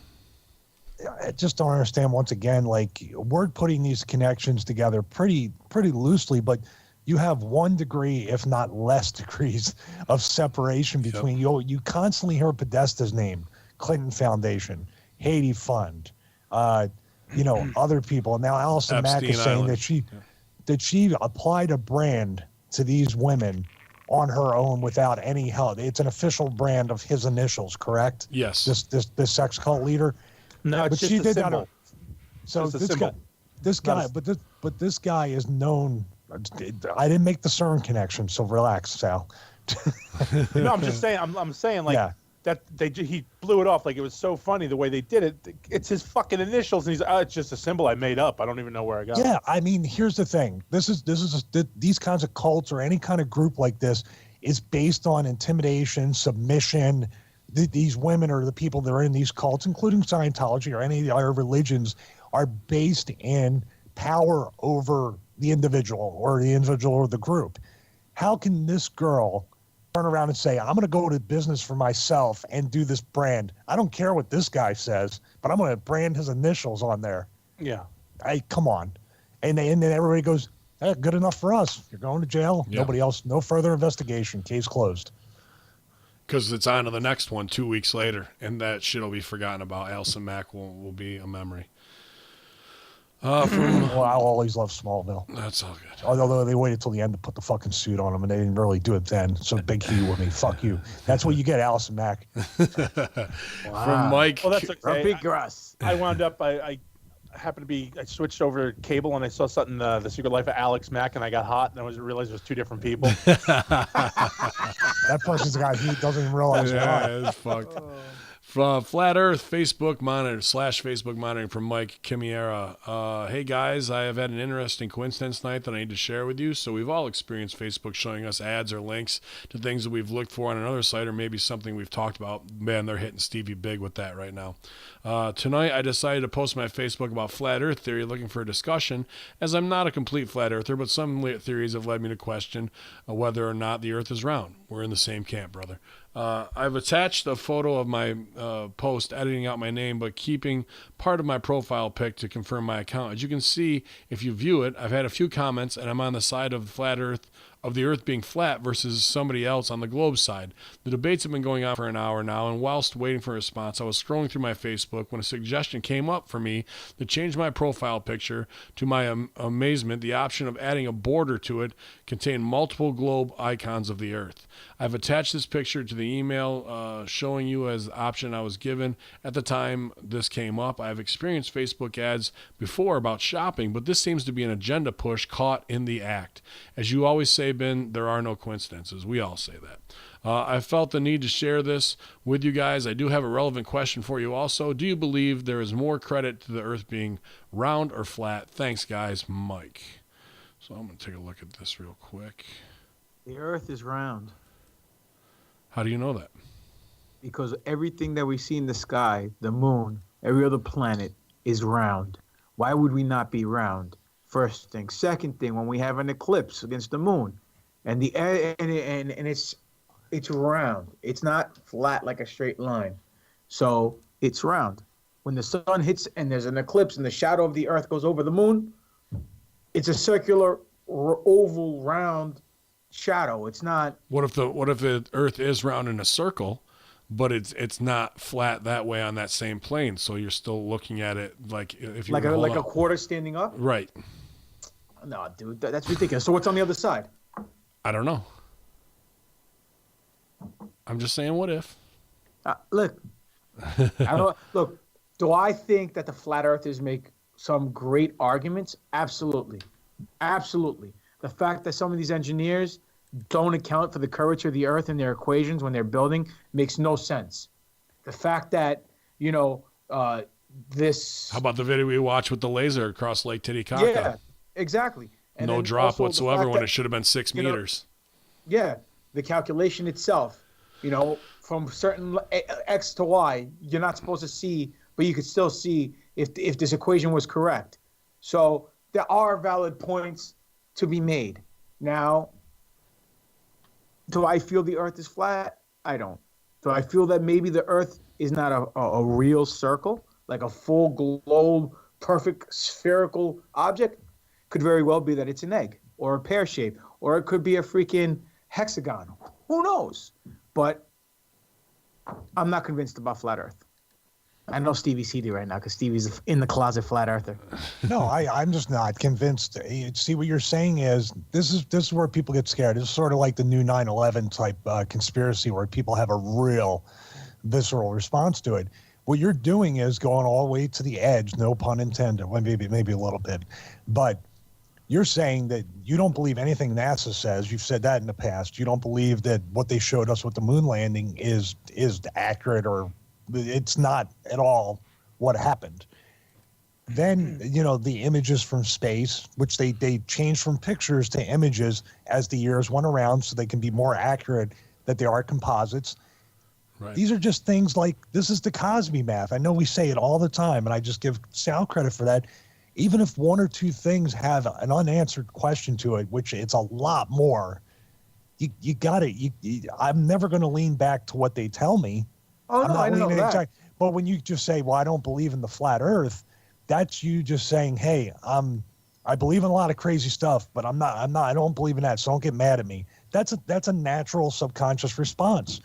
So people Well, ask no, me. I wasn't saying don't get mad at me. I just don't think the No. world is When you flat. say, but I don't believe the word. I don't believe that because dude, there's tons of conspiracy people out there that we can't talk to because they're so fucking out there and they just constantly come at you with it. You can't have a two-sided conversation. That's why we have the stereotype as conspiracy theorists, right? Right, guys? I see where you're coming from. Yeah, absolutely. But you can't say like people have approached me about it and been like, and the minute they do, some of them go, yeah, well, I mean, you're a fucking stupid wrestler. Of course you believe something like that. And I would say something like, it was at one show. And I said, well, AJ Styles believes the same thing. Oh, really? Oh, wow, that's so cool. Shit. I just put that up on the Facebook chat. Just, it's a globe with a dove sitting on top with a piece of fern in his mouth, but I also put it up on twitch.tv as well. So interesting, man, that you would say that. Really quickly, I'm sorry, I wanted to hear because you've had a lot of this stuff lately too, where targeted marketing that's above and beyond what we've seen before on Facebook. So go ahead. No, I just really think that words. I listen more to the Infinite Fringe, and I urge everybody to listen to that. That is the deepest. They call it the Infinite Fringe for a reason. That is the deepest conspiracy podcast you'll ever listen to. Really great stuff, great guest. When you start to break down stuff, Billy Ray, the Crow 777's also on the platform. Yeah, Strangler Steve told me this week Crow's got an awesome guest on, so I got to listen to that. Go ahead, sorry. And being where we come from in wrestling, words mean everything. There's symbolism and everything. Nothing is done or left to chance. We are in a business where they do make they're stupid. They do a lot of things that are mistakes, but when it comes to fucking somebody over and firing them on their wedding day or starting a trial the week of their UFC fight, there's nothing that's just coincidence. So this symbolism or lack of information or lack of real pictures and all this stuff, or Antarctica, you know what I mean? Like, why aren't we allowed to go all the way there? Why is there a military presence? Why it's the only treaty in human history that has not been ever broken or tested or even politic to end, so we can go there when we're in an energy crisis, real or manufactured. We need fossil fuel. We need resources. We need energy. And supposedly there's a piece of land bigger than the U.S. that has that. And this was known back in the 40s, right, by Admiral Byrd. Mm-hmm. So this kind of stuff is, I sound like I'm doing my one-man podcast. I've already started it. This kind of stuff is not, this is why people don't do the scientific method, not the backwards today scientific method where here's my conclusion of what I'm told to think. Now let me go prove it. And if I can't prove it, anybody that gives me different points, I'm going to tell them they're crazy and they're a conspiracy theorist. That's not the scientific method. If you don't get an answer, you start the scientific method over again. Sure. You keep doing that until you come to an objective conclusion, a scientific conclusion. And, you see all these scientists like Neil deGrasse Tyson and Bill Nye, they sound like they're cutting promos on people and they get personal and they marginalize. If you can't stand with the facts and you don't say the earth is round, that's it, and I drop a mic because the water runs off it, because this and that. Okay, well, if I got a pair of binoculars or if I have a Sony P9 or Nikon P900, I can see the boat again. So what do you say then? You know what? I have a degree. Oh, okay, well, I see the boat still. See, why are you, according to their own rules, this is where they fail. Now, if you change up the formulas and you give us evidence to say, wow, we just found out this and this is what it is, and then you tell us it's an oblate spheroid, which at the worst is lazy science, and at the most you are teaching the kids in kindergarten, first grade and up, the shape of the earth is not a globe, because Neil deGrasse Tyson in a conference said it's an oblate spheroid. It is pear-shaped, chubby at the bottom. Every picture we see, it's a perfect sphere or globe or something round. So what the fuck? See, I'm going to end it with a wrestler thing. That's it. No, hella rant right there, man. And he's spot on. My voice didn't give out. I must be pissed off. Your Skype's doing good. A lot better than last night on the Hangouts. Stevie will be in the Village this weekend doing his one-man show and his spoken word album. Get tickets. I'll be the new constable of Smyrna. You know why I also believe the world is round? You know the Sumerian texts that were found, and they had the pictures of all the planets and everything. Sure. They were all around. Yeah. So that's why I think. Well, that's another reason why I think the world is round. But that's just my idea. Okay. Yeah, and I'm just in that camp now of like, gotta shit on the conditioning we've had since kindergarten. And absolutely. you know what I mean? So until we get the chance to go up in the rocket and see what the fuck's going on for real, then I can't. All I can do is say I know that you're fucking lying to me and trying to work me, whatever. Can I say one more thing and then I'll shut the fuck up? Jesus Christ. For now, exactly. Welcome to Stevie Richards' Conspiracy Horseman Show, and his buddies, according to Disco. I want to believe that there's a secret space program. I want to believe that Corey Good and everybody on Gaia that talks about the space navy and the space army, and that we have a united federation of planets, like just like Star Trek, and that they are suppressing this incredible era that's eventually going to come. You know what I mean? Hopefully we'll be alive to see. These are the things I want to believe, but they are suppressing it almost to where they're treating us like we're still in the Stone Age in a lot of ways. Mm-hmm.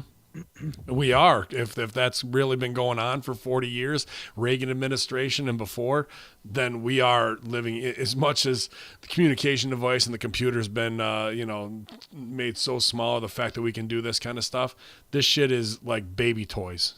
You know what I mean? Where we're oohing and eyeing over it, but it really, this isn't fuck all compared to the anti-gravity jetpacks or whatever the fuck, Bassmaster Dust hits me up and says, "Dear Conspiracy Horseman, what are your thoughts on humans going to Mars soon? Can we even get past the Van Allen belt? Do you think we've already been there secretly? Is NASA covering up ancient civilizations that were once there?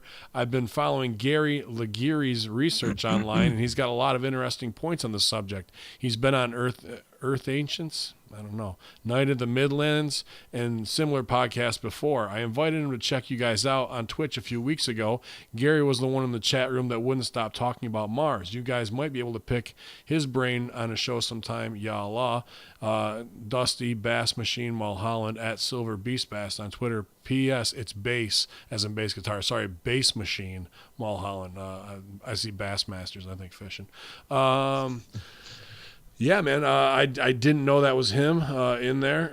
Would definitely like to reach out and do a show on that, because there was the story this week of organic material and life built on Mars. There's been water and ice seen there. So what's going on, especially with, some people can point out, oh, this rock looks like an old statue that's been weathered away, or what's going on. And why does Elon Musk want to get back there, and can we? We can't go back to the moon, but we can get to Mars with no problem. Give me a fucking break in the lie. We have the map. We have the coordinates. Yeah.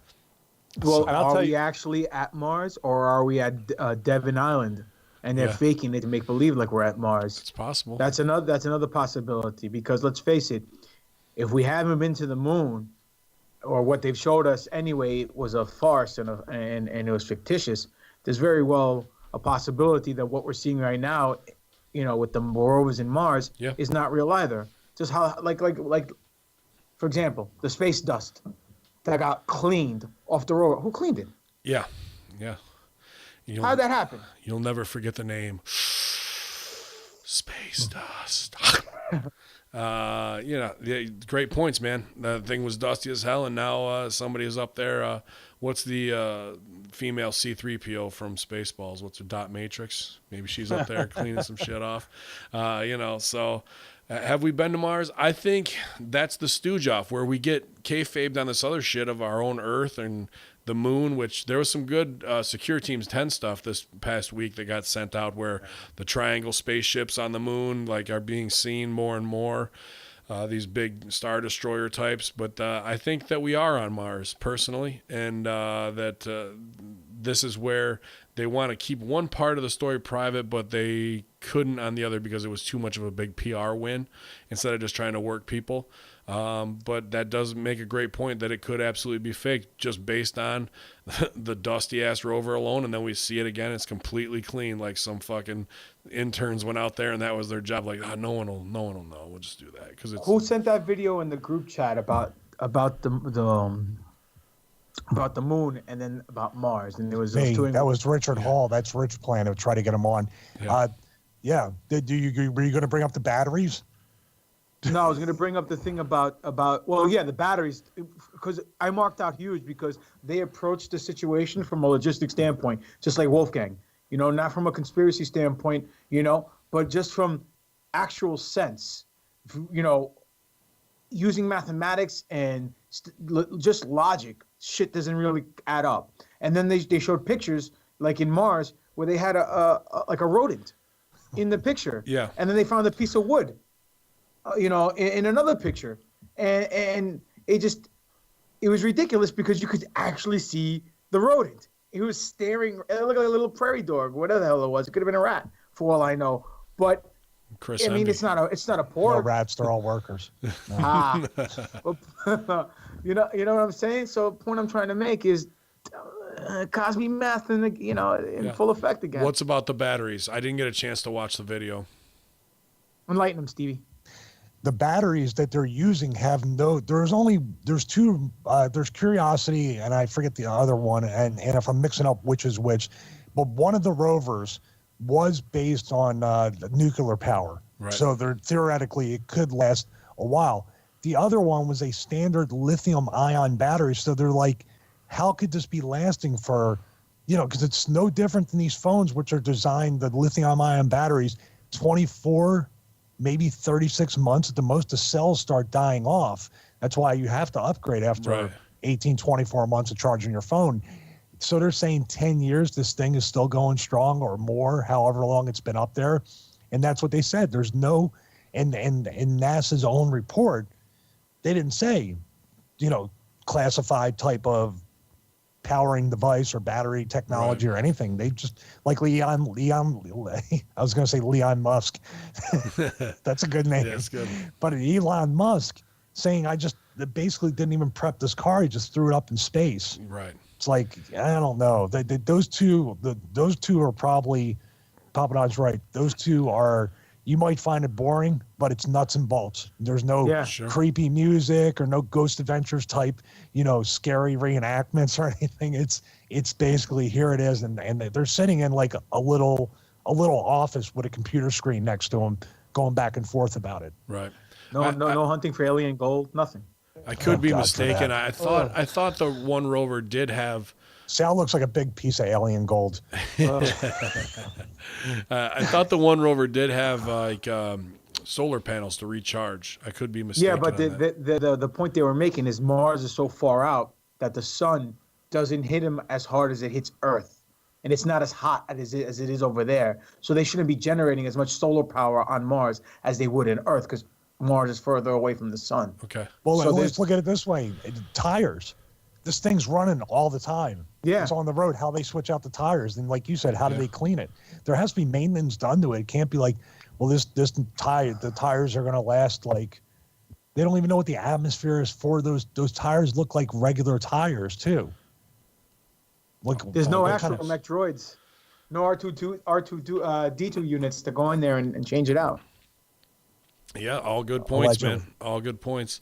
Getting a lot of compliments on tonight's new look. With that, I want to thank Chuck again for giving us that graphic. Appreciate it. Glad you guys are enjoying it with the split screen that way. Getting a little bit better with OBS Studio, trying to make it as good as we can for all you guys. From Mike Condrich, Ben and the boys, your guys' show is amazing. Been waiting for a podcast like this for a while. Shout outs to Uncle Vince for introducing you guys to my friend and I, brand members. Very excited to see what the future holds with the History Channel. Anyway, check out this clip I came across Reddit this morning of Meghan Markle looking a bit like a sex robot. Would love to hear your guys' thoughts on this. I work in emergency medicine here in Cleveland. I've seen human beings in an altered state of mind. This is no human being. Been a free thinker and tough to deal with socially in today's sad snowflake world full of non-binary sheep, and it's guys like four of you who give the rest of us real leaders with a brain some hope. Thank you for what you do. Truly, your brother in arms, Mike. Well, appreciate that kind email, Mike. Thanks for joining us from the Realm Network and Uncle Vince. Yeah, we got a lot of this week, and it's kind of been debunked as Madame Tussauds, right? Wax museum stuff. I wanted it to be some crazy shit. Believe me, I would love to bury the royal family and shit all over these inbred Jeds, but unfortunately, it kind of got passed around as a propaganda piece. But definitely eyes open and feel free What to send about us anything what else. about Hold that on, video? Yeah. No, I was going to say that this is go on. That creepy my sister video that I Yeah. sent you that looked dead on like that Just shit. like it, right? So this dude did like kind of a film noir art piece where it's the same dead stare when wearing a mask, but that looks very real. The face doesn't move and then peels off the mask, and there's another face underneath it that's still kind of less attractive and creepy, and that turns out to be a mask too. So M to the A to the S to the K, you got to wear the mask just to make it today, as the Fuji said. And it's strange. I don't doubt that they might have 2 or 3 clones of her in the basement just in case shit slips up, so they could ace her out and put away. But even her installation is a lie, where they try to paint her as a commoner, and she's really 14th down the line in Cousins or some bullshit along that line. So I say burn them all. At the end of the day, there is no royal family. They're not special. It's a power play that people are submissive to make their own little celebrities. They have far too much stroke with the military, MI5, and the ability to have people murdered, and it should come back and revisit them tenfold. Let's see here. Getting close. Got 5 left. Chris Ams says, "What up, Horseman? I want to make it clear before I begin that I don't have any shit I need to get in or even question to bring up." Oh, wonderful. This email is purely to do my best Stevie Richards and put the Horseman over strong. I started listening to Ben way back when he was on the other wrestling show. Unsubscribe to those dickheads. Way to go. He wrote that in there. When I started this journey, I was 100% Latter-day Saint, Mormon, to the point where I was even second in charge of my local branch, Mormon for congregation. My mind has been opened and opened further as I've listened, to the point my wife and I, who were married in the temple, left the church completely and no longer believe in religion at all. Wow. I got to take a breath right there. Whew. Wow. I feel like you guys in the shows have been a big part of my awakening, so I want to say a huge thank you to all of you. Ben, you are my favorite podcaster. I operate machinery, so I listen to over 8 hours each day. Sal, your points always seem to come from such a logical position. I wonder if the air really is cleaner up there. Stevie, jobber jokes aside, you're one of the best sellers I've ever seen in wrestling, and I always wondered why WWE didn't do more with your character. GGP, who are you? Just kidding. I knew it. Just watched a bunch of your work on YouTube, and dude, how has no one signed you up to something long-term yet? Your counterpoints on the podcast are fantastic, and I really enjoy your ability to speak to the spiritual side of things and stay strong in your beliefs. And I think you and Stevie are very brave, a little misguided to stick it to it. Are very brave, if a little misguided, to stick to it. Thanks, guys. Your podcasts have helped change my life for the better, and I just want to say a big Canadian thank you. Chris Ams in Kenora. Wow. That's a very humbling email, man. I'm not trying to say, yeah, you left the church and gave up on faith, but a lot of that stuff, I mean, a lot of the Mormons I knew, quitter, are great, nice people, but at the end of the day, I believe all religion is a cult, and that one definitely has some strange rules that... in the foundations of it, I don't agree with it. Like, that guy was a massive worker out of the gate, that he can go into a cave and get things and talk to God that no one else can see these tablets or what have you. And then, not to say you're the polygamous big love Mormon or ex-Mormon, but, just the fact that all that shit's tied in is just super strange to me, and handed down through generations of, like, don't question it and just do it. So be on your spiritual journey, whatever it is you want to, man. You don't got to be a full-blown atheist like Sal and I. I mean, retain what you want to, but the fact that we've had some influence is scary and humbling at the same time, man. Sometimes maybe we should choose our words a little bit more, but at the same time, fuck it, we're workers and we're going to expose what we want to expose. So very powerful email. Thank you. What do you guys think? Yeah, definitely a great email. We appreciate the support. We're glad that we're part of your awakening. I mean, that's the whole reason why we do this. Besides the fact we get to hang out with each other and talk for 2 hours 3 hours on a Wednesday night, the whole purpose of us getting together was to enlighten the masses and wake people up, because sorry about that. We were woken up at one point, and since then, it's just been nothing but a great feeling, finding out more truth about more matter, about more certain topics and different scenarios, and how that some of them do intertwine with one another, and how much we have been lied to by the media and by Big Brother, if you will. So it's good. It's good that you woke up and you're thinking freely, because that's what this is all about: having free will and not being told what to believe in. Now, if you really want to be thankful, go to Pro Wrestling Tees /Freak Pop It On and go buy a shirt or 12 for your wives.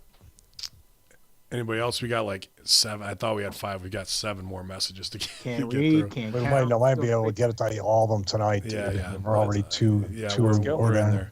We'll Keep do going. We'll Leave do Hans another for 10 last. or 15. We'll keep going. Hans for last. He's second or third to last in the list right here. From Mike again, Camiria. Hey guys, thanks for answering my 9/11 question. It struck a chord with me. The Jerichoholic himself, GGP, said that the Fahrenheit 9/11 made him begin to question the narrative, because it cemented my suspicions that something else was going on than what we were told. Just like you, Ben, 9/11 was the start of my awakening. I never would have looked back since. I want to say a big thank you to Stevie for his professionalism after being skipped for his response. I knew Stevie would be given in-depth response, and I was glad that he had the chance to shine. My question Would you give this guy a discount on the bands or something? What the fuck? My question this week is a reference to Fahrenheit 9/11 with the Bush-Gore election controversy. Do you see any similarities to that in the recent Hillary-Trump election? Both had questionable votes and voters, differing results, agenda pushes by the media, and reports of vote tampering. Thanks, guys. Go ahead, Steve. You take it. He's your favorite. Yeah. Vote tampering? Yeah. Oh my God. Yeah. Bush, Gore versus Clinton, Trump. Any similarities, differences? Well, Yeah, I think it was just a time when I think it leaked out into the mainstream that it was something. I mean, I think they got caught with their pants down in the Bush Gore thing. It seems like, if you really want to speculate about that, they didn't know who was going to do business, with that. And I think that's why they extended it a month. They're trying to figure out which one of these guys is going to do business. That Bush Jr. probably would have been the obvious choice anyway, since he's Bush, his dad was in the CIA vice president and president. So, but maybe there was something they needed to hash out in that month or so before they made George Jr. the president. Oh, Clinton and Trump. I mean, that I think was old media or old elite trying to do their old media stuff. Yeah. And the public just turned on him. But I think in the end, they got to Trump, and they said, we'll do the swerve. We'll do the Vince Russo swerve. Nobody will see it coming. She's going to be the heel anyway, because nobody likes her, and we can kind of slide everything in with this new baby face we have in the White House. Yeah, I agree. And to me, Gore was so in on it from, where the bodies were buried from Clinton era to, 2 terms that way, that he was ready to sell out, and they had it all in place for an agenda push. So for him to not fight back and then just turn it over to Bush regime, like, he knew he would probably end up at the short end of a scarf on a doorknob, or the fact that, like, oh, now I can become a billionaire out of nowhere by pushing this green agenda all the way around. So he cashed in. He got over. They gave him the push without giving them the strap. Sure. Absolutely. He got the Dolph Ziggler payday. Easy shit. Sal, anything on that, buddy? Not a thing. All right. Depopulate the Gulf Coast. Hello, Horsemen from James Schwartz. Good stuff the last weeks on all Hameen media shows. Thank you. Guys have been working real hard. Shout out to all my producers. And thank you for putting me in touch with the guest from Crow 777. My wife was in the car while listening and out of the blue wanted the book on alchemy from one of her guests. On to my question, is there a conspiracy to depopulate the Gulf Coast with all the tropical storms that pounded the area, the BP oil spill, and all the regions been going through? There seems to be a clear message that they don't want people there. On the Jesse Ventura True TV show a few years ago, they did an episode on the BP oil spill, and someone briefly mentioned that it's part of an overall plot to depopulate the coast. The episode didn't touch on that big picture. They mostly focused on the spill itself. Do you have any additional info on the Gulf Coast and if there's some sort of larger depopulation effort going on? Thanks, James. Yeah, I don't know about depopulation of the coast. They may want to drive people out so they can do the classic, let's build condos there and come in and get the property cheap after they already will cash in on the insurance from it. To me, these crazy storms it's more about weather control, geoengineering, which we've covered with HARP and other things on previous shows. That's really the bigger story to me. And then we got super hot when all that went down in Texas this year, and it was exposed how the Red Cross was just taking all these donations and throwing out hundreds of pounds of food, or in Puerto Rico letting it just rot on the docks because they knew more aid was coming in if they did that instead of distributing it to the people who really needed it. So I guess that is a depopulation control, to starve people out, to not give them the aid that they need, and also using these weather weapons to deliver storms that have never been seen before or never been recorded in history. Sally, what do you think? I don't, like I said, I don't, like you said, actually, I don't think that it's a depopulation. I just think it's convenient for experimentation as far as, the HARP goes. I just think it's just, you picked a shit area to live in, like it's, yeah. It's just one of those things that you guys are just there, so you're going to get hit. So. Anybody else? Could be just something as simple as money. Just if they evacuate, they won't have anybody complaining about the environment if they're going to frack or do oil rigs or anything off the coast. Yeah, I don't think they're dumping BP oil in there just for like, this will fuck them over. But then again, you can make the argument for all the fishing community that's based on that it is to ruin that and make them dependent on outside sources or genetically modified foods. So speaking of oil, have you guys ever seen any of the videos or documentaries where they talk about how every oil field or the oil rigs, the reservoirs have filled back up? Like the whole thing about the artificial or created scarcity of oil? Yeah. Very interesting. That there's a whole, layer in the earth of how an ocean of it, instead of just like, we got lucky and we got to find it. So can you really go and tap anywhere in America and get to it? And that goes with the ancient Hebrew flat Earth model. You're talking about what's the name of that layer under it starts with an S. It sounds like oil, but it's that's the layers that go underneath, and then the reservoir of oil is right there all the way across underneath. Sheol. Yeah. Shalom. Wild card. Josh just called that out in the Thank you. chat room. Thank you, Josh. Wow, wild card. Gender neutral messaging, as I was corrected earlier. Greetings, Conspiracy Horseman. This from Oscar Silva. Don't get hot about it. No, that was the title of his email, not mine. Greetings, Conspiracy Horseman. Though I converted to atheism in late 2017, I personally still celebrate Christmas because it gives me a tremendous amount of joy, and it's something to look forward to. I never really cared about the true meaning, which is the birth of Jesus Christ, and just cared about getting presents, food, decorating, and listening to Christmas music. I don't insert religion into it whatsoever and just focus on the other good shit. Do you personally still celebrate, Ben? Have good days. Heels over strong. Ya Allah.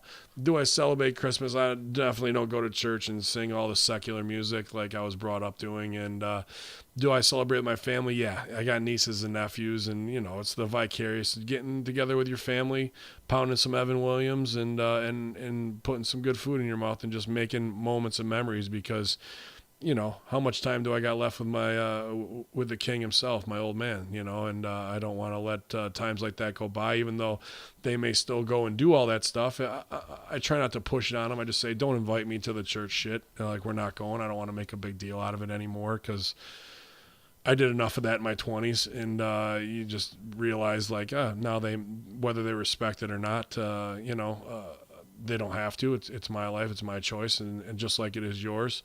But I'm kind of on the same thing, man. I'm not singing jingle bells or any bullshit like that, but I'll definitely go over for prime rib dinner and do my thing with my family and you know, exchange gifts. So I'm not diehard of like, oh, we're not going to celebrate this as any other day whatsoever. I don't want to bring people down who I care about like that just to push my agenda on them. That's what Crow will do. Really listen to that episode on Christmas, the Crow 777. Yeah. Oh my goodness. Yeah. You'll think Christmas is not what you think. I mean, No. It's December 25th, I should say. Yeah. Is not the date you think. Oh, Sal can speak on that, right? Yeah, we're not gonna. That's a different episode, but yeah. But yeah, the Saturnalia aspect of it, and that even the biblical aspect of it, Jesus wasn't born in December. So, I mean, you can trace back just through the weather patterns and what they said the time was, that he was more He was than a beach likely. guy. Yeah, he was a beach guy. Spring or summer, early summer. So, you know, we don't need to get into the lies of it, of what it is, and even what Santa Claus is and the representation of Saturnalia. There's plenty of Conspiracy Horsemen, Infinite Fringe, and Crow 777 stuff to check out on that, and please do. But we all like gifts, no doubt about it. And you can get the best gifts at prowrestlingtees.com/BenHoney. I'm going to Hans here. We got 3 left. Yes, Horsemen of Conspiracy. Greetings, soldiers of the Great War. This is entitled Special Guest Uncle Vinny. These past few episodes have been amazing. You son of a bitch. I see you cats throwing love my way. I see you guys. Chris Fraser from the land down under, Australia. Fake or real? Aunt Daniel, what up, bro? DGP, relax. I've never, ever put myself over or claimed to be. I let the masses speak for themselves. Big Ray, what up, cuz? I'm going to be honest. I always listen to hackerhotmean.podbean.com shows. Each time, I just want to hear a shout out on a show besides Conspiracy Horsemen. When you drop my name on the Impact Attack, I almost lost my lunch. Super fat pop, especially when you show me love. On top of that, big thanks to Bello, Billy Ray Valentine, Greg's illegitimate child, and the enforcer of the Horsemen, big motherfucking Salala, for the follow on Twitter. And a big fat fucking shout out to Chris Collier. You know why, bro. Ben, bro, as always, 0 apologies for the novel. Eat a dick, motherfucker. I tried a couple small emails, but that ain't me. I got hella shit to touch on. For starters, I told myself I would not listen to a podcast about wrestling from non-wrestlers. Congratulations on fucking that up for me, bro. There are enough good podcasts by legit wrestlers to digest. Mad props to the fans you got me to listen to: Bello, Big Ray, Billy Ray, Jargo, Vickery, and Papadon. Well, one of those guys is a legit wrestler. You know, but shout out to all my producers. Like I said before, everyone's killing it right now. What the fuck happened to GGP this week? Did he transform into Max Headroom with that audio? GGP was showing signs of CTE last week. I already told you where I am when we had the rap debate. Epicenter of rap, the Bay Area. That is not the epicenter of rap. I'm not hard to find. South side of San Jose. That being said, when you guys get your show up and running, y'all make that move on Bohemian Grove, I'm all fucking in. I'm not asking to be on camera or get a shine, not the box. I'll know my place and know my role. Be humble in the shadows, watching your back, guarding the gats, keeping watch on the rats. I got you. I'll be your chauffeur, drive you bosses all over the Bay Area. I'm also an amateur photographer. If you need some still shots, whatever you need, just ask. I got you. I'm all in, all been. We never lose, we win. Conspiracy Horsemen, ride or die while the rims spin. Respect that. Jesus, 3 more paragraphs. I hella like the idea about sending Big Stevie Cool and GGP in as undercover waiters in. Ben, bro, the only flaw in your plan is that Big Stevie has been on TV and a known personality. They would make him in a heartbeat. GGP, on the other hand, never been on TV. Nobody knows who he is. He'd be perfect. That perfectly manicured goatee would fit right in, but we need an extraction plan in case he gets too deep undercover. We cannot risk losing even one soldier in this battle, not even GGP. You know, well, at least we know he won't get near any microphones, so they won't hear him. You know, the Conspiracy Horseman week was out of the blue. I just felt like y'all needed to be heralded for your work. After I declared Horseman week, I went back to the beginning of the shows to get a refresher on the knowledge you guys dropped. Your first show on Conspiracy Horseman was May 11th.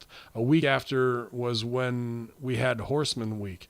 Almost a year to the day. How fucking meta is that? Going forward, every second week of May will be Conspiracy Horseman week. I like that.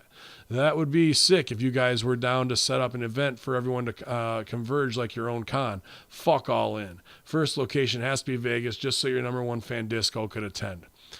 Heard y'all got a special guest this week. The Godfather of Wrestling when wrestling was wrestling. Uncle Vinny, bro.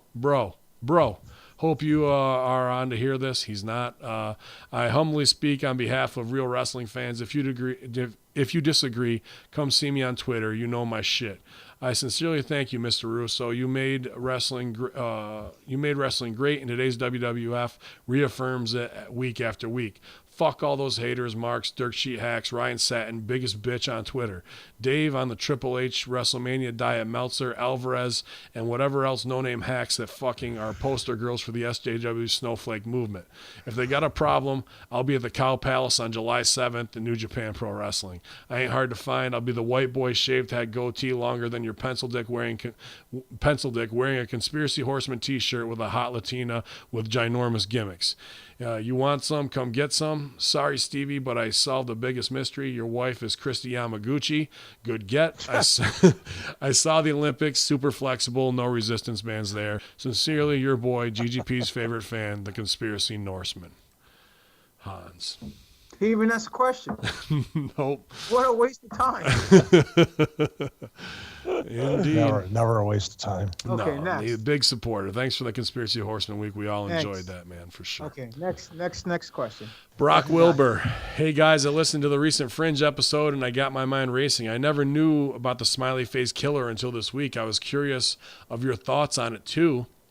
It's got my mind racing now. I sent the article to Billy on Twitter, but a kid I went to school with here in Ohio moved to San Diego, was found last year in Pyramid Lake. They chalked it up to him searching for enlightenment because of some vision he had at another time. He was super into yoga and meditation. Jake was a state champion swimmer, so it was always kind of fishy to me that he drowned, and now I'm wanting to research his death even more. Did you catch at it? the guy died. No. Gonna go hit my. Gonna go hit Found my. it kind of fishy. Sorry. Gonna go hit my pipe in the garage now, y'all. Yeah, Sorry. smiley face killer. It's fuck it. You know that is crazy. There was an insane documentary. I mean, it's super long. It's almost 3 hours of like all the smiley face killer deaths. Than Hans's email. Yeah, by 10 minutes. You know, where it just outlines death after death of the smiley face killer. And it could be killers. People think it's a cult, just like how wide it is across the world, from UK all across America and Canada as well. So if you guys haven't listened to the Infinite Fringe on the smiley face killer, do it and start doing some research. No one's really been caught. There are no suspects at this time, but I'd probably say there's got to be 200 to 300 murders that are to it. If you don't know what it is every time they find a body, there's usually some type of spray painted smiley face or a smiley face sticker within the area, someplace of the body, with maybe in 100 feet. So a lot of them went, untold and unnoticed, and then people started putting it together based on pictures, and now it's this whole thing with the smiley face killers. Sally? Now it's saying smiley face killer or killers. Well, they say assuming it's killers, yeah. Sorry. Like you would be full-time murdering, like I got to murder 60 hours a week to get up on this shit. Like, so He to does me, in Far Cry 5. yeah, it's true. You should start leaving smiley faces around the bodies you kill in Far Cry. But killer vibe. No, I'm just using my notes app for a totally unrelated thing. but No, yeah, the man. killer revive repeat killer is me in Far Cry. Come find me. Come at me. He'll be with the Latino with ginormous gimmicks. No, I want to just, as a side note, I just want to talk about, say, if it's Sal, we're standing there playing Far Cry, well, sitting there playing Far Cry, our characters, and this guy is so annoying. It's some guy's kid who's driving us around, and we're doing all the fighting and everything. He's shooting a rocket launcher from a mile away, and we're off to the side, and he's like, hey, man, I go, we probably have to do a couple more things and got to get to a certain point. We're going to kill this motherfucker when he gets us where we need to go. So who's the psycho? Yeah, some straight up fear and loathing. Okay. With the dude, Pyramid Lake, that's weird. The fact that he's a strong swimmer, okay, but water is powerful, my friend. And if he's on gimmicks or what have you, then who knows what could have happened. Is it related to the smiley face killer? Was there any of that type of evidence found around there? Could be. I'm not sure. I'm not sure how yoga and meditation figures in, but who knows if he was on something else and just happened to pass away that way. But highly possible, maybe probable. So, This guy supposedly committed suicide, or he was killed by the smile. Most of the things assumed that they committed suicide or accidentally drowning, and it turned out they were all kind of connected. And a lot of the smiley face killings are all are drownings. Yeah, I was going to say the yoga meditation guys, right along the lines of Bourdain with the mental discipline, spirituality. Right. You care too much about what you're doing to do something so 180 what your practice is in life. Well, the thing with the water deaths too is after a body's even been in the water for 48 hours, it's hard to tell how long the forensics of that type of stuff too. So it fits the pattern of a smiley face killing. It absolutely does. So I don't know about the evidence or even if they were looking at that, because unless you're a detective who's been given the Iggy on that, it might just come up as another thing. You might be unaware. I had never really heard of him until I saw that super long documentary. It just goes through everyone. There was. I was going to say that tied in. There was the smiley face trucker. That was another one too. So Large Marge. Yeah. Yeah, just definitely check out that documentary. I know it's 3 hours, but if that's if you're into serial killers and that sort of thing, and it does leave a lot of room open though. Yeah, it doesn't really there's not a lot of narrative. It just goes from one to the next with this guy's dad talking about it, this guy's brother talking about it, this guy says, like, it just lines them all up. Doesn't make sense. Yep. Of course it makes sense. It's depression and Parkinson's. What the fuck are you guys talking about? Smells fishy to me.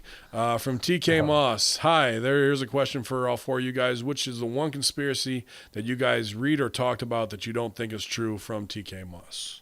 Which one do we think is bullshit? Flat Earth. Paul McCartney. I don't know if Flat Earth's bullshit. It's just that Flat Earth led us to know that the real story ain't true. So not that I'm like, oh, Flat Earth's complete shit. Flat Earth has actually opened more doors than it's closed at this point. Oh man, that's a tough call. Which one don't we believe in? I'd go the opposite way. I'd say because of how far along we are and how much we've seen, especially being workers in the business for years, we're open to at least address or discuss anything. So I wouldn't say we would ever shut anything down right at the jump. I think the only thing that we discovered was fishy. No, it's that Netflix documentary. The Netflix dude, yeah. That was probably the most recent and prominent expose to the work. Sure. That we've seen in a long time. Yeah. Because we keep getting, not proven, pat ourselves on the back, Barry Horowitz style, that we're right, but, we say 9/11 woke us up, but we were all 80s kids. We knew the JFK shit, and then here we are in 2017 with the big JFK stooge off of Files that vilifies that, grain of sand in your mind where something stuck out. And once that's proven, well, is my intuition right about these things about 9/11? Of course it is. As my research, as I look at cloning, even something sticks out. These people's behavior is fucked up. Like, not if it was one celebrity or two that act like that, okay. Now here's a handful that are going through the exact same shit all the time. Why is that sticking out? So, whatever it is, conspiracy-wise, like Stevie said, we're open to it until, as workers, we can totally blow it out of the water. Sal doesn't believe in Paul McCartney, but No, You don't believe in stupid. CERN either. yeah, CERN's real shit. Last one, and it's a long one. From John Stevenson. Dear Horseman, so sorry if this isn't the right email address for this type of email. It is. I hope this email finds you well. I'm not really sure how to start this type of email, but I'll try and keep it short for your gender-neutral messaging. Pops me every time. You did not keep it short. This is long as fuck. Ever since you and Stevie Richards, big fan, childhood fan, and fellow cat lover, first appeared on Russo Brand, loyal fan and subscriber of the brand and listener to Vince for many, many years, I've been an avid listener to the Hacker Hot Mean Media Group. Well, thank you. Whether it be you gentlemen or the Horsemen, the Locker Room guys, or the Infinite Fringe, your podcasts are fantastic, and I have so much respect for all you guys do. I'm not blowing smoke, just stating a fact. I've been looking for a conspiracy podcast for quite a while, and a few that I've listened to have not been the greatest, but Conspiracy Horseman is perfect for what I think and believe. My reason for emailing is, Stevie touched on something which I've been saying to my fiance for a year or so now. Stevie was saying about his phone laying idle and listening to his conversation with his wife. I wholeheartedly believe this to be the case. Whether my phone has been idle or in use, I'm convinced it picks up on certain things you've been talking about. There have been times that I've maybe been speaking on something random or not so random. I'll search for something on Google at some point, and after the first character is hit into the search bar, it'll predict a word, and countless times it's what I've been talking about. The first couple of times I thought it was a spooky coincidence, but the more it happened, I became convinced that this was not the case and that there's something else going on that I can't put my finger on. I don't know if anyone else has had anything similar to happen to them, and it will be interesting to find out. I know it is not sinister, but just makes me think that everything we do as a civilization is being monitored one way or another. I believe that George Orwell's 1984 was right, with his big brother is watching you. I could get into countless other conspiracies I believe in, but I won't bore you with it. I really just want to let you know how great your podcast is, and you've opened my eyes to so much more. Keep doing what you guys do, and I genuinely hope your TV show comes to fruition. All the best to every one of you. A fan for life from Scotland. P.S. I didn't send this email with the intention of it airing on the show, more to support you guys and also to agree with Stevie about what happened to him. But I'll leave you with this. As much as I love Stevie, sorry, bro, Star Wars every day of the week. Thank you for the time and effort you guys put in. That's all this fucker's going to concentrate on now. Go ahead, Papa. Donkey. Thank you very much. Yeah, all right. We large and freaking huge. Yeah, man. Thanks for the props. And there's actually a pretty cool, before I let Stevie go into it, a video this guy did where he was going to just test that. And he talks about dog treats. So he's going to talk about all these things and not say the word dog treats. And he was testing the direct marketing of it on 7 or 8 different websites. And he holds up the sign of what he's not saying. And then nothing is in there. So he does kind of a litmus test that way of checking all those sites. Then he restarts his phone and talks about dog treats like to somebody in his car. Like, I'd like to get affordable dog treats or a leash for my dog who could really use some treats right now. And then goes back to those exact same 8 sites, and 6 out of 8 of them all had dog treat ads on them. So it absolutely is listening. Big Brother 1984. Stevie? Absolutely. I'm actually looking at social media because of what we've been talking about for the past 2+ hours. If anything comes up, I haven't seen anything this time. But yeah. I was talking to and it's very specific. And the conversation has never really been had. I potentially have sleep apnea, so I have trouble sleeping, and I know I should be able to survive a 1 hour sleep a night, Sal, because some do it and go down to 4% body fat. I'm doing my best, but I do have some episodes where my wife says that I gasp and it feels like I can't breathe. It's because she's choking you. Yeah, that's another side effect. We didn't have that discussion yet, but that's my suspicion. But we talked about sleep apnea, getting the sleep test done, and then I said, well, I'm not going to do that big like, Top Gun mask, whatever it is. But I said, wow, I think they have, I swear, I was like sitting there on the couch. The phone was on the tray table. And I said, I know for a fact I saw one that's just like basically like the oxygen things that just go on your nostrils or over your nose, and it's a travel size. So when I fly up June 30th or something like this, and it had like 2 USB ports, that I was describing this whole thing about how cool it was and everything. And I go, if I'm going to do that, that's the one I'm going to get. I open up Instagram and Facebook, like 2 separate occasions within like 5 minutes of each other. They have that exact model with the guy sleeping and the travel going through. I'm not saying the ad was populated with those pictures, but it had a guy going through TSA. It had a guy sleeping with the little thing. And I'm like, those are 2 situations that I brought up specifically. I'm not saying the algorithm goes that far, but the algorithm goes far enough to put the ad up on 2 different social media platforms. Like, this is what you want. Like, it wasn't just basic sleep apnea, or that would have been creepy enough. Like, hey, sleep apnea, check out this site, sponsored on the Instagram, sponsored on Facebook. It was specifically the travel model with the USB ports. I mean, shit, man. They are listening all the time. You guys got anything else you want to add on that? Declassified government documents talking about 2-way microphones, listening devices in the phones. That there's patents out there. What's that?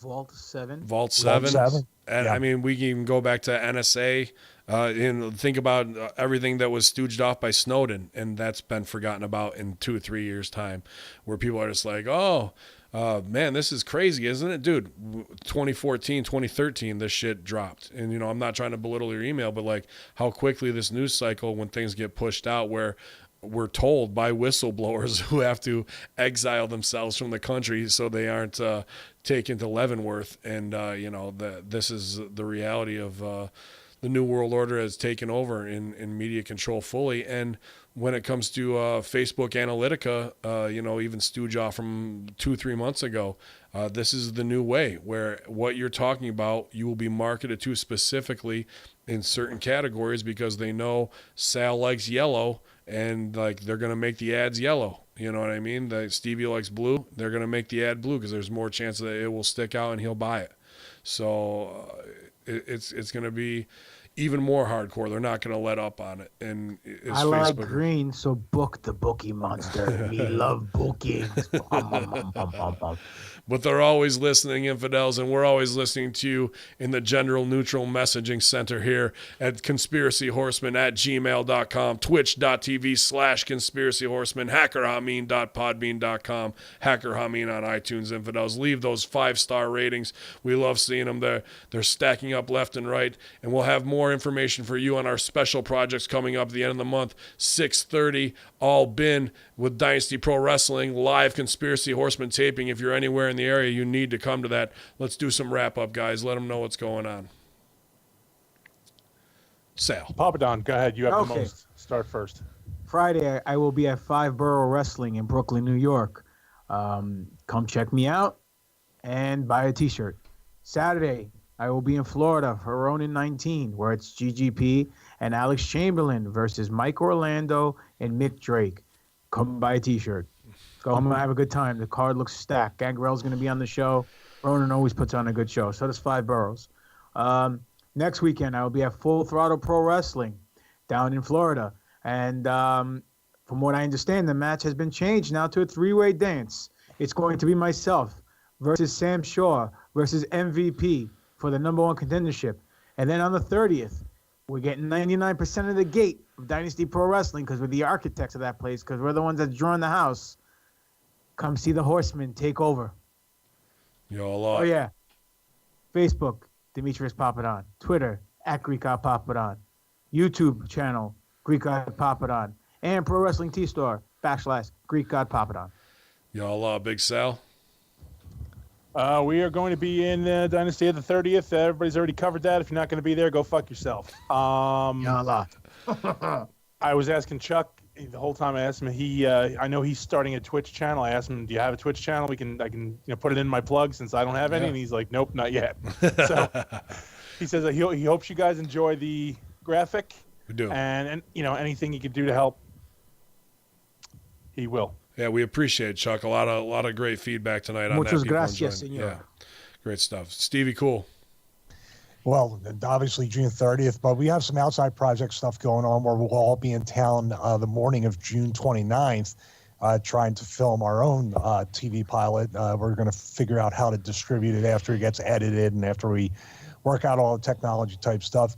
I went to the Georgia Guidestones last weekend and filmed content, and I'm trying to catch up with Raymond Wiley, who's a local expert on the Guidestones. So we're going back and forth. There's probably more than likely going to be a Skype interview since he lives too far away to go in person and do that. Bill Burns is another one, our source, one of our best episodes ever. We've been going, bless you. We've been going back and forth. Bless you. We've been going back and forth, trying to figure out a time to do that. I did some on-camera stuff I'm not exactly happy with, but through the magic of editing, voiceovers, historical footage, things like that.